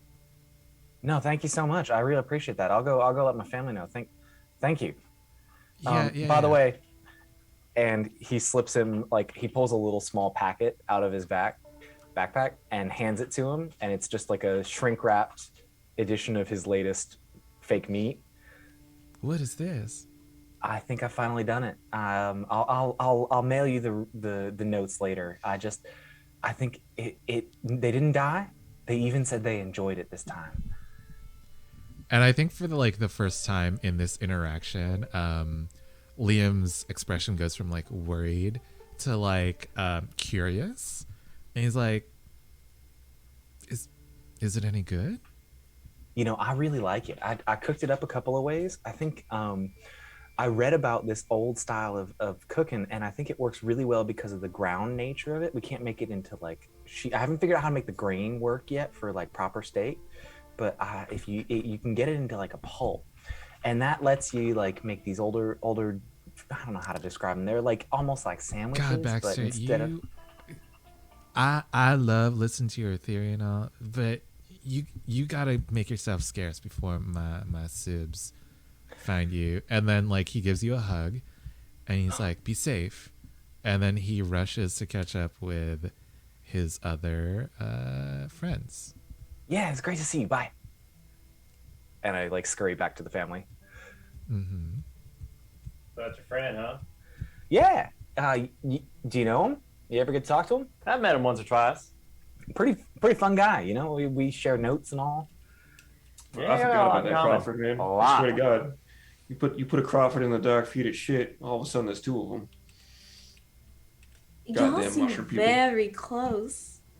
You know, we got on pretty well. We've been friends forever. You know, it's kind of cool. We've been friends through all our family's turmoil.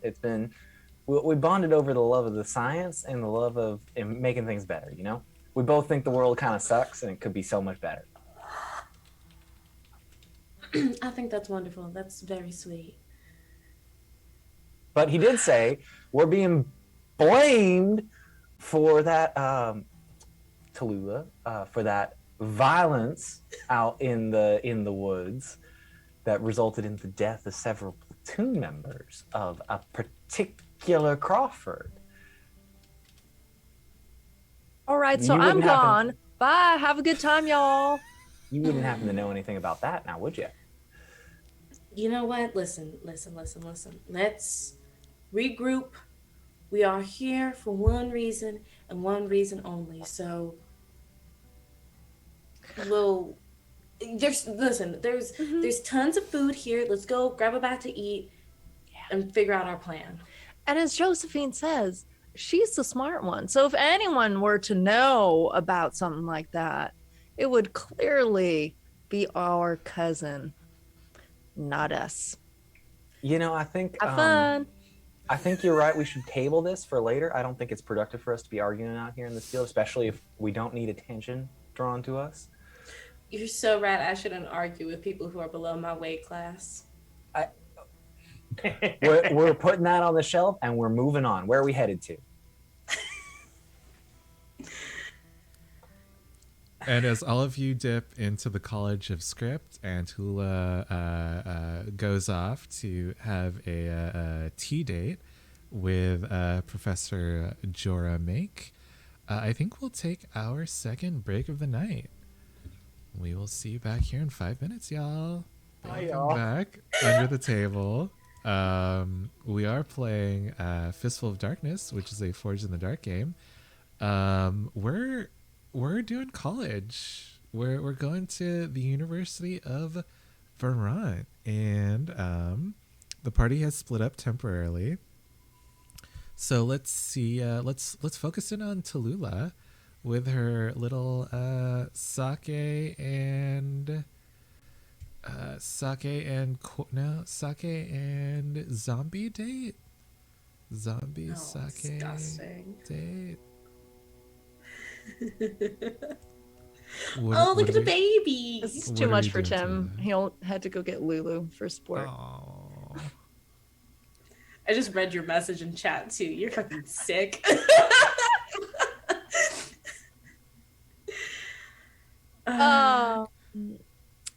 Yeah, so I would like to take Professor Jorah to not exactly, you know, on campus there's always like the college kid bars, but then there's the like a little bit nicer like place you go when your parents are there and they're paying, or like place where faculty members go to dinner sort of establishment. Right. There are no wood shavings on the floor. Exactly. Yes. Yeah. Yeah. And all the chairs have all four of their legs. Yeah. Gosh. And some of them still actually have stuffing in the cushions. Mm-hmm. Now that's a classy joint. All right. So yeah, I would like to take her there and order 2 of the house best sakes. Mm. Hot. Yes. Yeah, for sure. Both of them come in these carafes that are engraved with runes that keep the sake at a mild temperature. It's a pretty good drinking temperature. Nice. All right. So I will pour us both our first little glasses and offer a cheers. Cheers, Professor, to new friends and the scientific exploration. Cheers, indeed. I must confess, not many in the university take my work seriously. So I was a little surprised when I got my pupil's letter talking about you. Oh, well, I mean, as I told them, I am but a simple farm girl from Terrapin's Gulch. However, I do have a deep and personal connection to your work. That is what I feared, that this was a more personal thing and less Ma'am, academic. don't get it twisted. I do kill people for a living, so I am quite comfortable with death. Sorry, is this a threat? I thought we Oh, were no, having no, an- no. I'm sorry. I'm retired. Well, on a sabbatical. I mean, I'm not employed to kill people, but it's kind of in the fine print that, like, if you get in the way of one of my employers, I may and will use deadly force. All I'm saying is I have come to know death as a dear friend. I just would very much like to know if there's any alternative. And the professor takes another sip of her seaweed sake and she says, I hope you do understand that this is a very, how should I put it? This is a very delicate operation. Not just from the point of view of the doing, but from the actual end results. You understand that I cannot be involved in anything so personal as what you might be suggesting, if that is indeed what you are suggesting. Hypothetically, of course.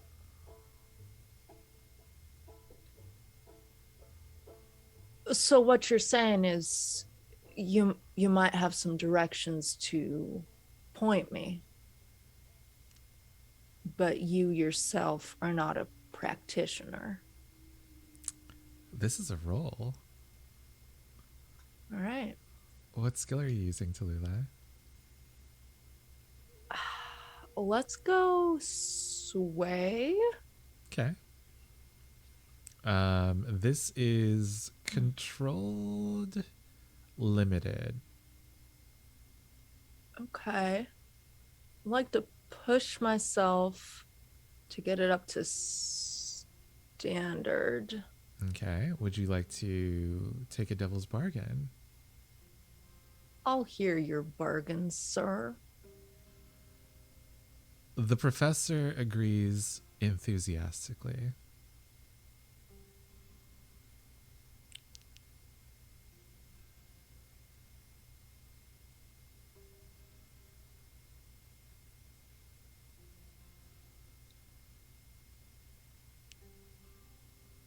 I think we need another round of sake. Yes, please. Okay. I'll take bonus dice.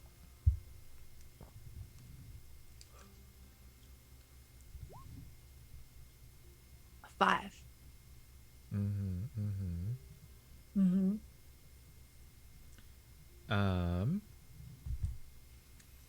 She says,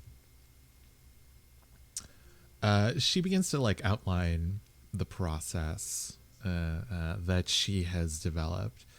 Mostly, she confesses she's worked with a bunch of dead monsters that have come back from the wilderness. Nothing like too big or too dangerous.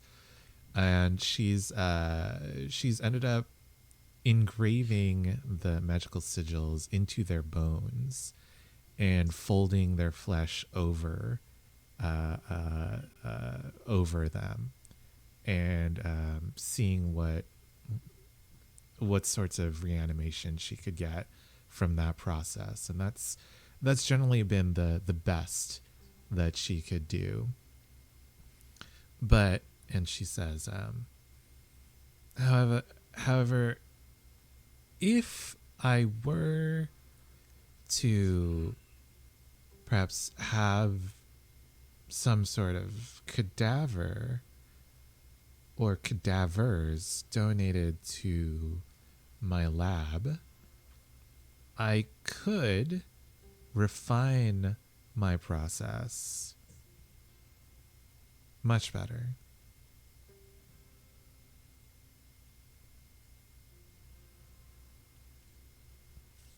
That, I mean, naturally, Professor.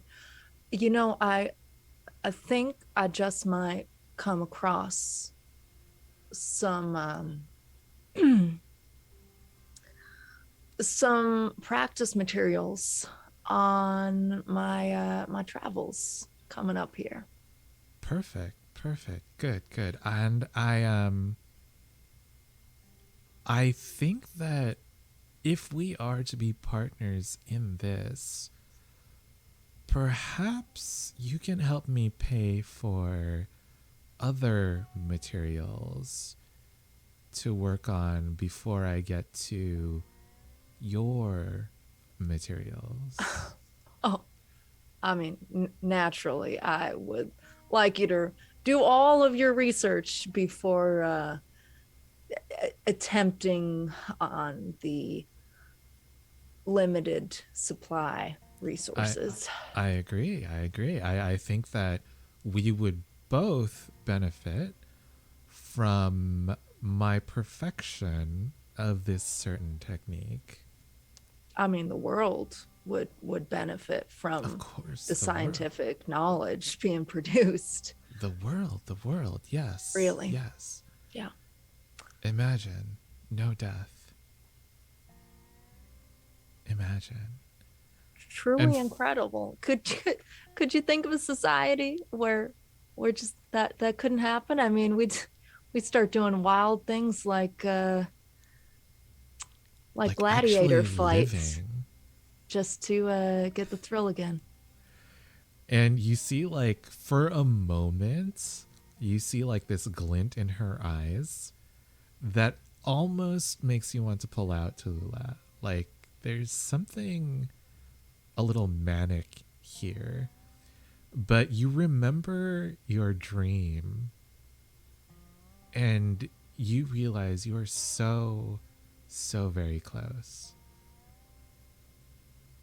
And the professor takes your hand and she says, I am so very glad to have made your acquaintance, Miss Sparrow.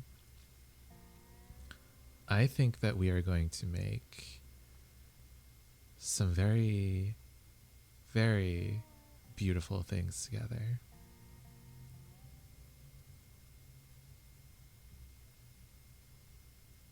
Cheers to that. So, mechanically, she is asking for 3 coin to buy these additional cadavers. Oh, I was just gonna like deliver her bodies. Oh. She wants money? That's so much easier. So you hand it over? You hand over the money? Yeah. Nice. Yeah. Let me take a look at my personal pocketbook. Yeah.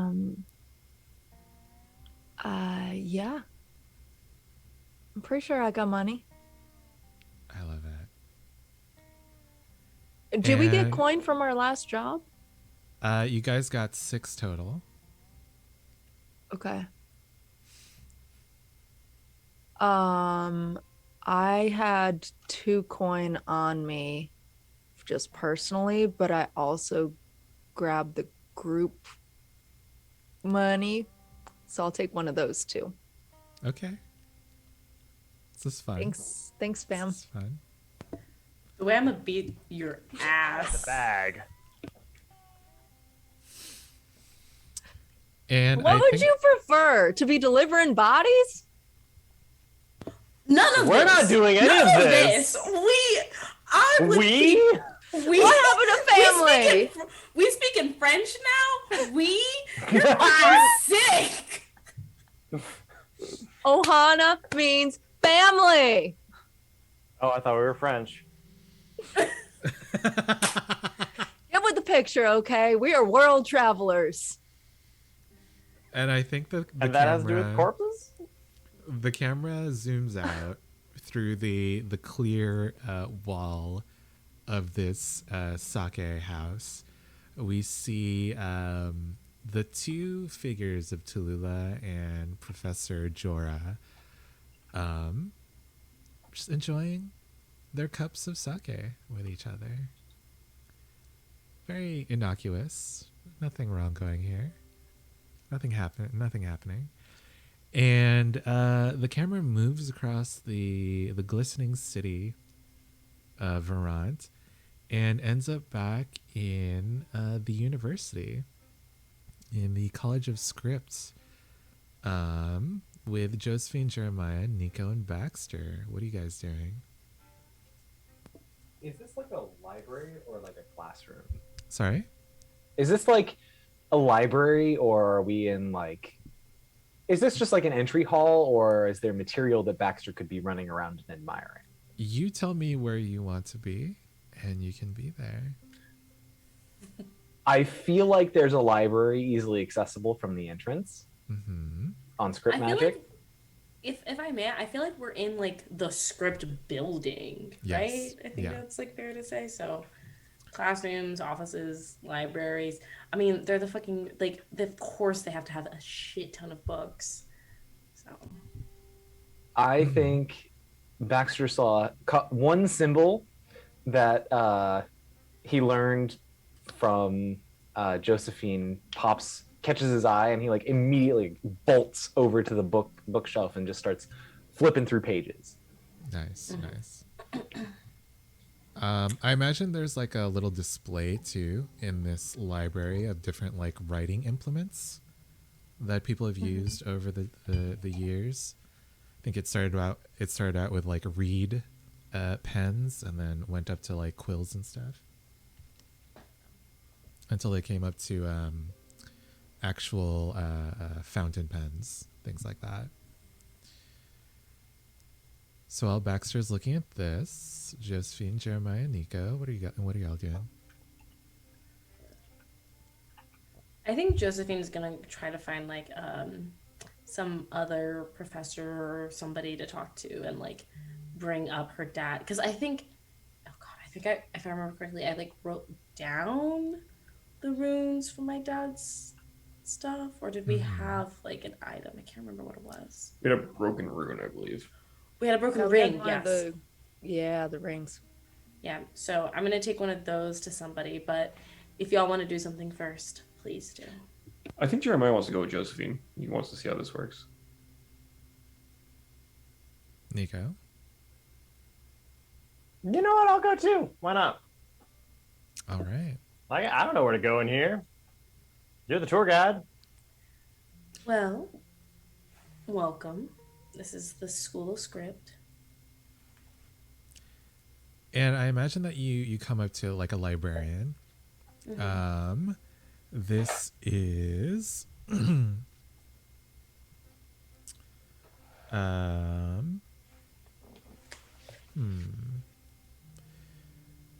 Joseph Wickerman. Joseph Wickerman. Would I recognize them at all, or? I think that this is an underclassman working as a librarian, just like to make tuition, basically. And he says, "Hello, how may I help you today?" My name's Josephine, and I have a scripts artifact that I was hoping to maybe have someone, look into. analyze?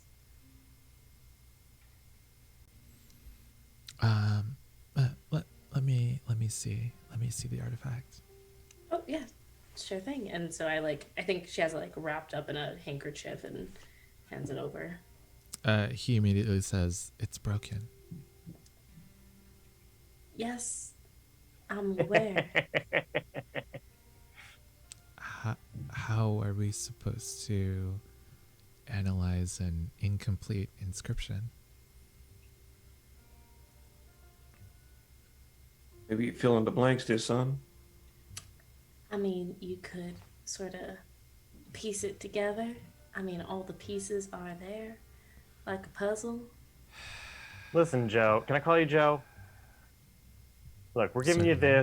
this. It's like this. You've been counting cards. You know exactly what you have. You don't know exactly what they've drawn, but you got to make your best guess. You know? I don't play cards. Well, you should try sometime. It's fun. You want me to teach you? I can teach you. It'd be fun. We can bet like, I don't know, 1 coin. Nico, I don't not like right betting. now. Betting destroyed my family. Oh shit! Sorry about that. It's only destroying me at the moment. He turns back to Josephine. Joseph, sweetheart, you look young. Yeah, what year are you in? I'm a junior. You're a junior and you can't. You know what? I'm gonna mind my business. I'm gonna mind the business that is mine. Is there anybody around who might have more knowledge and might be able to assist me? This is a roll. What skill are you using?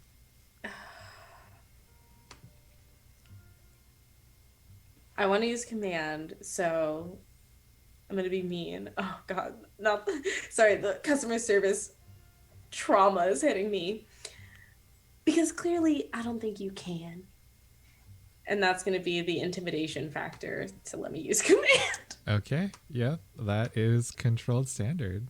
I would like to help How are you helping Jeremiah? Ezra. Take this man's tool out from underneath him. Can he? I don't think he can like pull it out from underneath him, but he certainly like jostles it enough to like distract this, to like divide this person's attention. These Jeremiah's visions can influence the world, is what I'm hearing. I did show that when Jeremiah was pulling up Ezra, there was a hand indentation That's true. in his sleeve. You did. That is true. I also showed I that. just I hate this more though. I know. Welcome to the horror season. Alex is literally like, I do not see. I choose not to see. I pretend not to see it. Okay. Controlled is the best of those 3 positions I can be in. Mm-hmm. Okay, I'm gonna doing command. Okay, I'm gonna do great for my effect. Okay.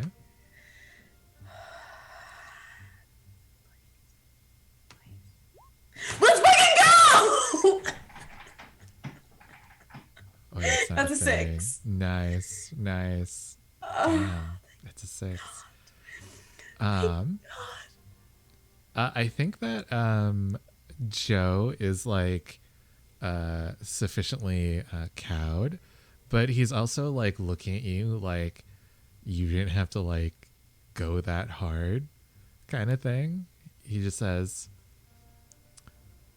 well, I suppose you could have said that from the beginning, but yes, please come follow me. There's Professor. Ooh. Have we done... Let's do Matroya Toltoya. Matroya Tatoila? Fingers in half. Toltoya. I do not know how to spell that. Like Toyota with an A?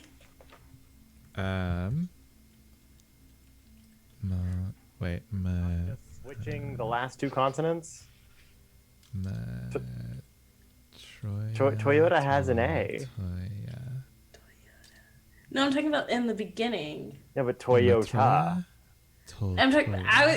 It doesn't matter because I'm wrong. Because I thought I was saying. I was saying Toya. There's an L in there? There's an L in there. It's very Russian? Question mark? It is, yeah. Yep. It's like a heavy NPC session. I love it. On world building. He's like, great, I get to play half the characters today. No, this is good. I like it.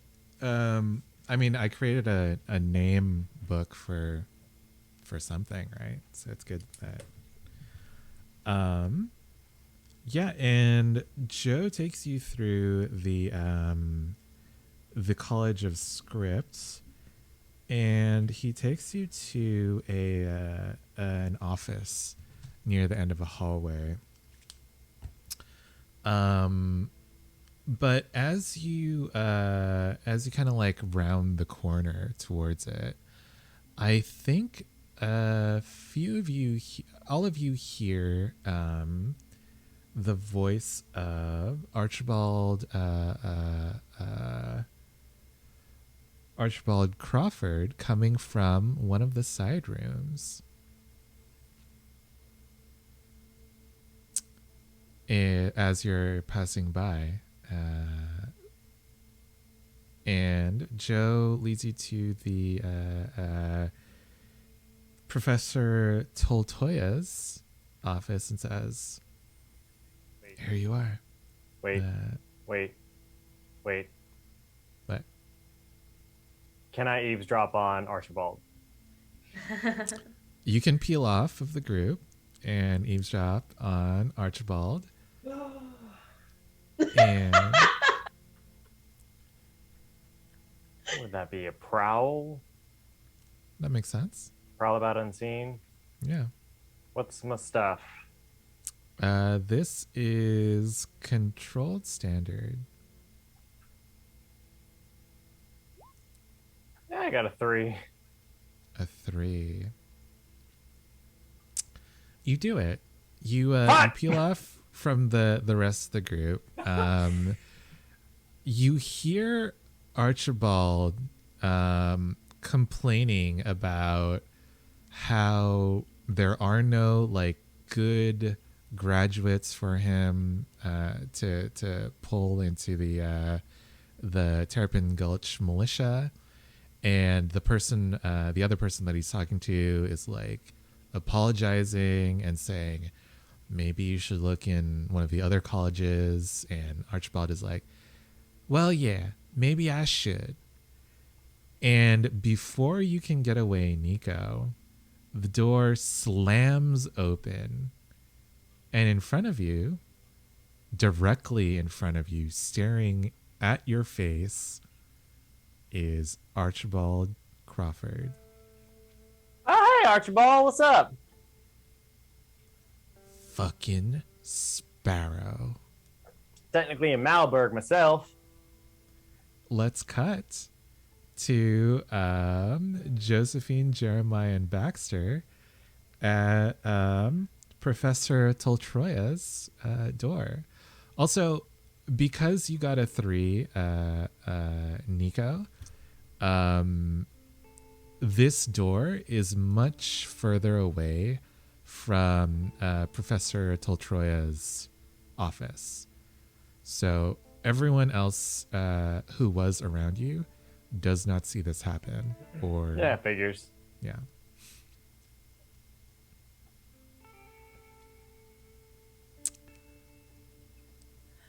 Okay, well, I don't know where Nico went off to, but I'm sure he's fine. And I'm going to knock, something in between. Which I'll knock. is it? I'll knock. Okay. I'll knock. I knock, then enter. No, I'll knock. Please enter. I crack open the door and just, Professor Totoya? Ah, you're not one of my students. No. I'm actually an alum. My name is Josephine Emerson. These are my cousins, Jeremiah and Baxter. Come in. How can I help you? Well, I have heard that you are a great mind when it comes to script magic. And, um, you know, I was coming by just to show my cousins. I mean, let's be real. Let's be honest, one of the best walk-in cities there is. And I have this artifact that we found. We're from Terrapin's. Well, I'm from Nineveh, but we currently live in Terrapin's Gulch. And I'm so sorry. exactly, you get it. You get it. You get it. Excuse me?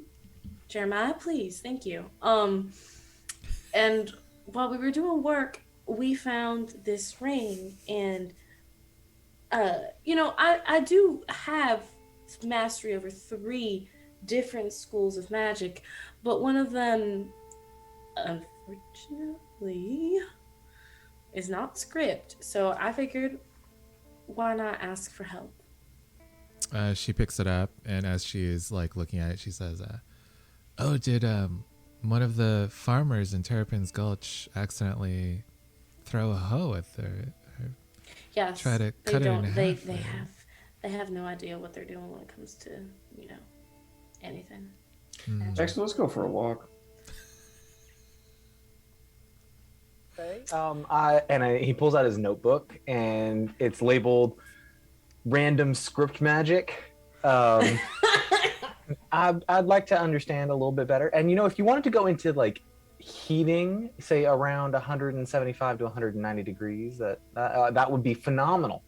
All right, Baxter, fine. I'm gonna go for a walk myself, and I think Jeremiah racks a bullet. It like pops one out of the chamber and hands it to Baxter and says, "See if you can figure out what this is all about while you're here." Oh fuck! And he just pops out in the hallway. Nice. I think that the professor just like waves her hand. Fuck you. And I think that she says to Josephine, this is very advanced script magic. I'm surprised that you were able to manage it. What I mean, I'm assuming it's because it's broken. But what do you mean? Oh, well, it's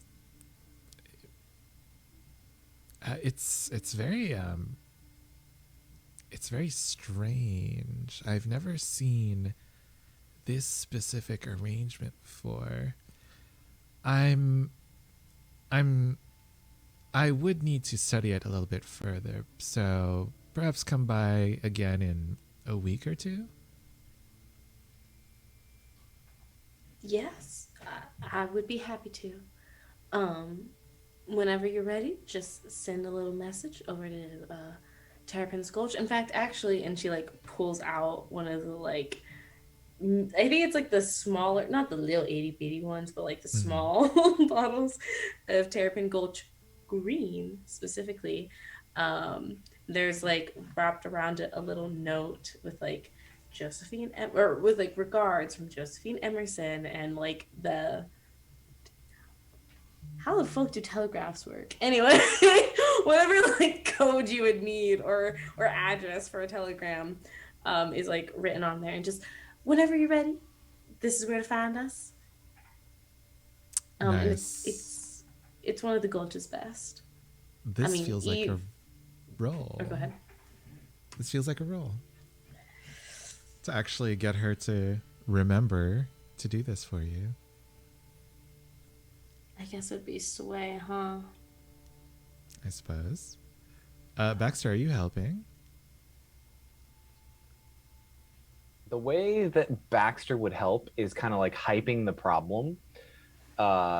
Professor types love themselves a problem. And so I think that Baxter has done some like initial triage on it and has like a little page of the notebook that he has cloned and rips out and is like, well, here's what I found about this already. I've only been in the library a couple of hours, but I think I finally tracked down what kind of inscription magic it is. I just can't find any like trails off into this long tangent about what he's learned. Nice. Baxter's the genius of Terrapin's Gulch. I mean, quite honestly, he's a bright mind, so he's doing his best. There has to be one, right? Only one. Are you pushing yourself, or would you like a devil's bargain? What are my positions? This is for you. It's controlled standard. Okay. What's your bargain? My bargain is she pulls you in to this little puzzle. Basically, she asks you to help her do this. Can I take that consequence? No, she wants someone who's actually graduated the university.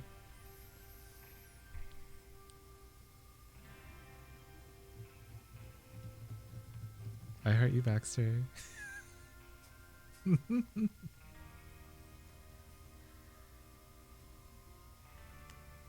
Does this imply that Josephine would learn some script magic?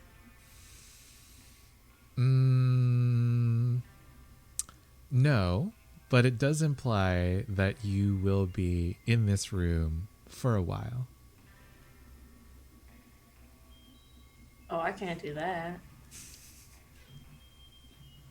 But I will push myself. Okay.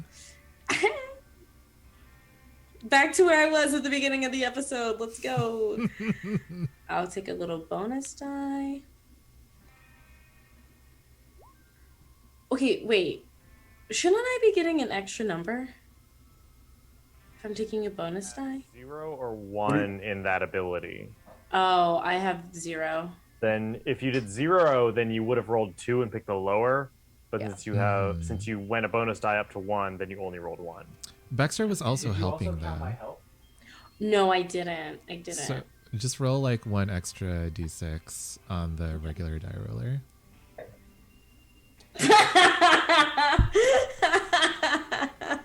The 1. I got a 1. Oh man. Oh no. It is not I'm- right. Today is not my night. Oh no. Okay, the 1 isn't showing up, but I will trust you. Thank you very much. There it is. There she is. And I think Professor Toltoya just says, all right, thank you. You may go now. And there's like another knock on the door, and you hear like students say, Professor, could I get some help on... Oh, is there someone else in here? No, they're leaving. Come on, boys, let's go. I guess it's only Baxter, never mind. Yeah, I think I just like grabbed Baxter and like down the hall, just stupid fucking screw. They can't even do anything for themselves. Honestly, they have no magical prowess. I mean, it is like teaching magic to a baby. That is what script magic is. It is just, ugh. And she's just like fucking yelling. Miss Josephine? You notice... Oh, go ahead. You notice that you cannot find Jeremiah anywhere. Miss Josephine, I think everyone got off to other things. I think you're right. I don't think this script magic thing is that hard. And he pulls out like a notebook that he's got a couple of pages in, and he's like, I think I got the core basics down. You want to go to the library and see if we can just figure this out ourselves? I think a couple more hours, 2 minds like ours can make this work. Listen, everything that this library has of importance, I already got back home, okay? It's in my room. So we'll delve into that when we need to delve into that back home, okay? Does that mean I can look through your bookshelf finally? No. But I'll let you borrow some books. Oh, but I need to... No. I want to be able to peruse. Baxter, you can't look through my books. I don't know how many times I've told you and the whole family, don't touch my books. You know, Cut. Miss Josephine, Cut to Jeremiah. What are you doing, Jeremiah? As you're I don't know. wandering I through think these Jeremiah halls. just walked out of the hallway and was like, I don't know. Did he see something shiny that distracted him? I'm not sure exactly where he would have gotten up to.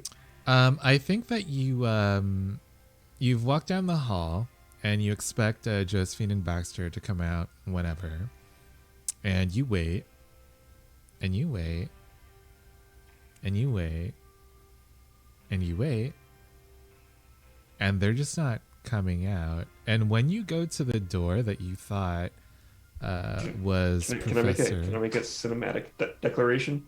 go ahead. We just see like a whole bunch of like little roaches around Jeremiah's boots because he's just been like hanging out the entire time smoking. Oh, got it, got it. I thought you meant the insects, but yeah, that's Oh no good. no I no love no. that. Yeah. No. And finally, you just like get fed up and you walk back to the door at the end of the hall where Professor Toltoya's office was. You open it, and it is a supply closet. And you go to the door next to that, and it's a classroom, and all the students turn to look at you, and they're like, what?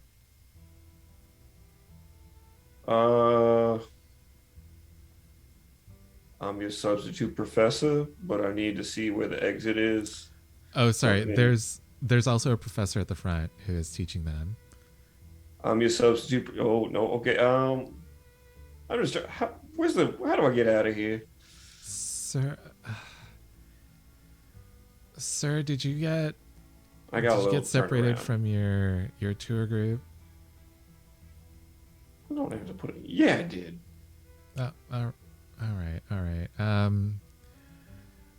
Can someone here? You have an A. Take him back to the quad. One of the students stands up and escorts you outside of the building. But it's weird. It's like as you move, the halls seem to shift. And all the lines that you thought were parallel seem to not be parallel. And then they snap back to where they should be. What the fuck? Nico, Tallulah, Baxter, Josephine. Yeah, you're at the front entrance and you don't really see anyone. Guys. Ezra. Yeah? What's going on? What do you mean? Mona, where we at right now? Where is everybody? I don't know.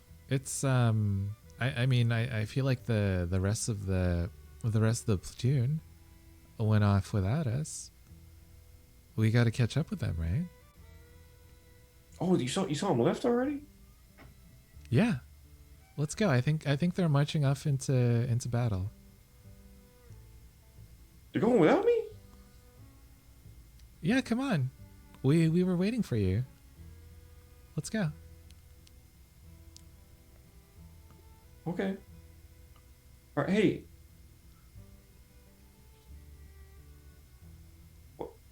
Are you sure? Is this a roll? I don't know. I want to know like. I don't think so. No, I think if Ezra says yes and Mona says yes, then I'll listen. But I think he's Yeah. definitely like confused and hesitant. If you want to like try to not do this, then it's a roll. I feel like I gotta give it a shot at least, right? Okay. What skill do you think this is? Oh, this is Reed, isn't it? Read would be controlled standard.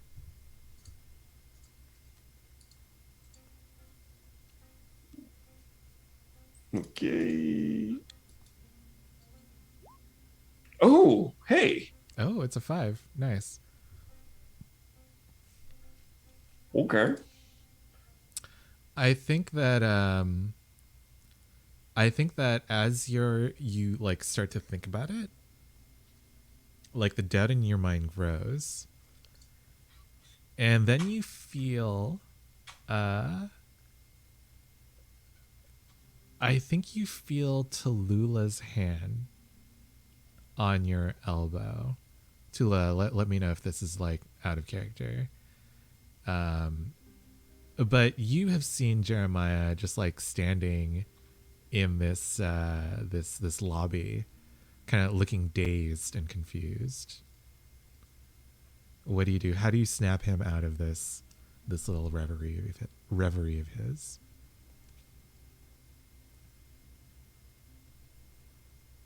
Hey,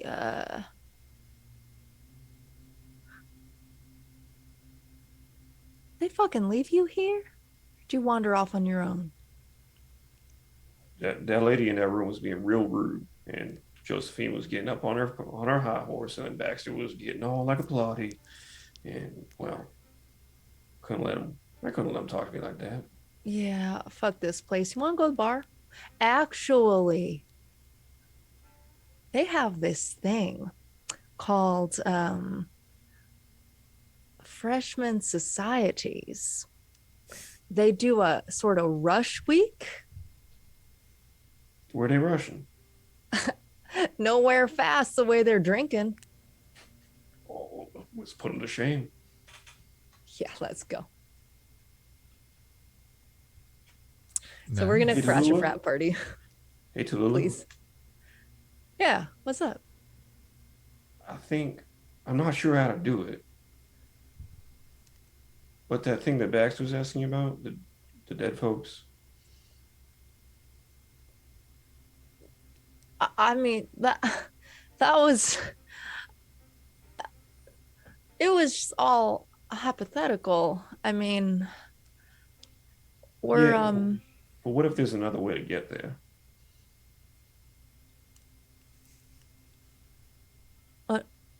another way to get. What if you don't have to bring them back? What if they come back to you?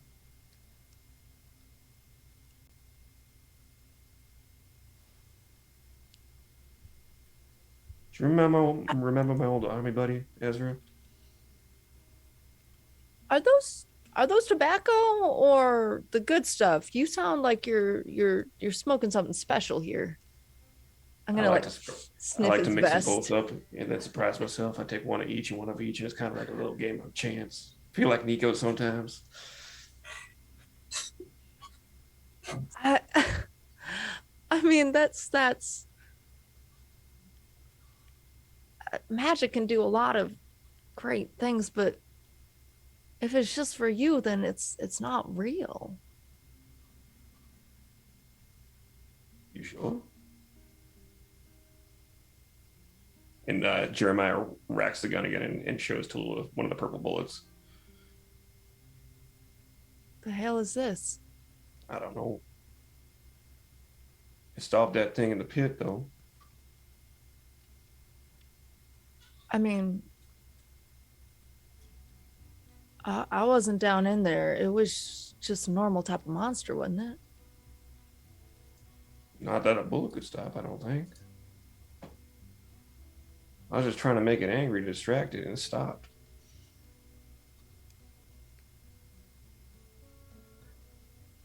I think I'm gonna need a couple of shots before you tell me much more. But Okay, I am interested. let's go to the bar. Yeah, let's go empty some freshy bank accounts. Mm-hmm. And we see the two twins walk out the door of this college building, and I think that the camera moves up to the next floor where we see Nico frozen in front of Archibald Crawford, and the camera goes up one more floor as we see Josephine and Baxter walking down the stairs back towards the library. And with that, I think that we are done for the night. Thank you so much for tuning in. I have been your GM. With me are some of my very good friends. Let's each tell the audience about yourselves. Tim, let's start with you. Here we go. You did it, bestie. You did it. You're muted. I'm Tim, and I like to mute myself. That's my favorite thing to do. I hang out with these guys on Mondays, which I have a really good time with. I also run a little thing called Wrath and Glory once a month. This next one's going to be the 2nd of February, and tomorrow on my channel we're going to do a little GM prep. So if you guys want to hang out during the day and do some GM prep, we're gonna work on some things. And then Thursday, I believe Keith and I are going to be playing a little game called Warhammer Total War during the day. So right around noon Pacific is what we're aiming for. But that's me. Nice. Guilty, tell us about yourself. Hello. I have been and continue to be guilty. I love necromancy and I cannot lie. And I stream a couple of places here Mondays, alternating Saturdays on Nat D'Angelo's channel for Phoenix by Night, a Vampire the Masquerade campaign, and on my own channel, usually Tuesdays and Sundays, but also in the Warhammer game, which is super awesome. And once a month we do Monster Hearts. We mixed January because I had COVID, but we're coming back with vengeance. So catch that soon at Guilty Cosplay. Glad you're doing good. Thank you. Me too. Get boosted. Absolutely. Liv, tell us about yourself. Hi, I am Liv. That's me. I hang out here on Mondays, and tomorrow we are finally back with season 2 of In Too Deep. It's been too long. But we're gonna be gay. We're gonna do heists, and I'm going to try so hard not to get arrested. They have wanted posters out for all of us, so that'll be fun. Please come by and check it out. It's over on Rule of Lore tomorrow at 7 Central. So either it's 8 or 6. Yeah, no, 7. It's 5. Because I feel like a lot of people are either East Coasters or West Coasters. So there you go. But you can also hear my voice over on Super Idols RPG, which is a podcast.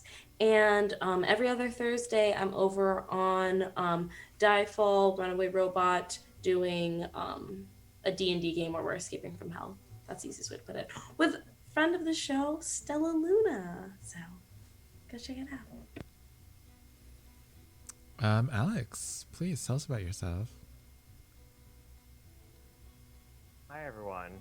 I'm Alex, aka Cobalt Gear, literally everywhere on the internet, Twitter, Instagram. I have my Instagram back. Y'all don't know, I got hacked over the weekend. And Twitch is the important one.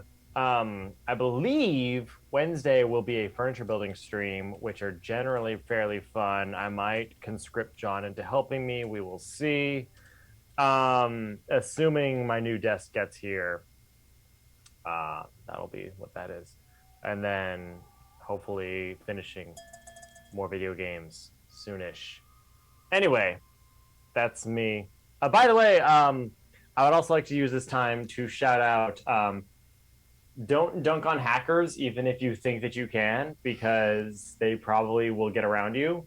Always ignore them. I'm not speaking from experience. I'm just saying. Finally, John.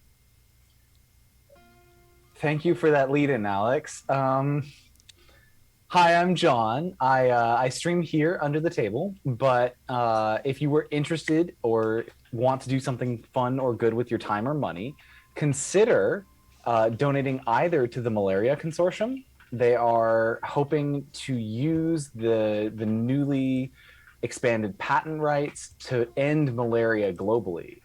They're extremely effective. Their books are super clean. Highly recommend. Every dollar you give will cure at least one child, potentially 2, of malaria around the globe. So consider that this giving season. Thanks, y'all. Thank you so much. And I have been your GM for tonight. Let's find someone to raid. Ooh, what about Fork My Life? Oh, actually, Quest and Cast is still on. Let's read them. Send them our love, and we would love to see you again next Monday. I hope you enjoyed Ooh. it.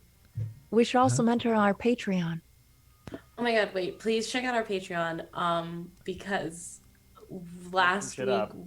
last week we filmed our first confessional, and I don't know what it was, but something I said made Alex key smash. Alex is one of the funniest people I know. So if he thought I was funny, that shit's fire.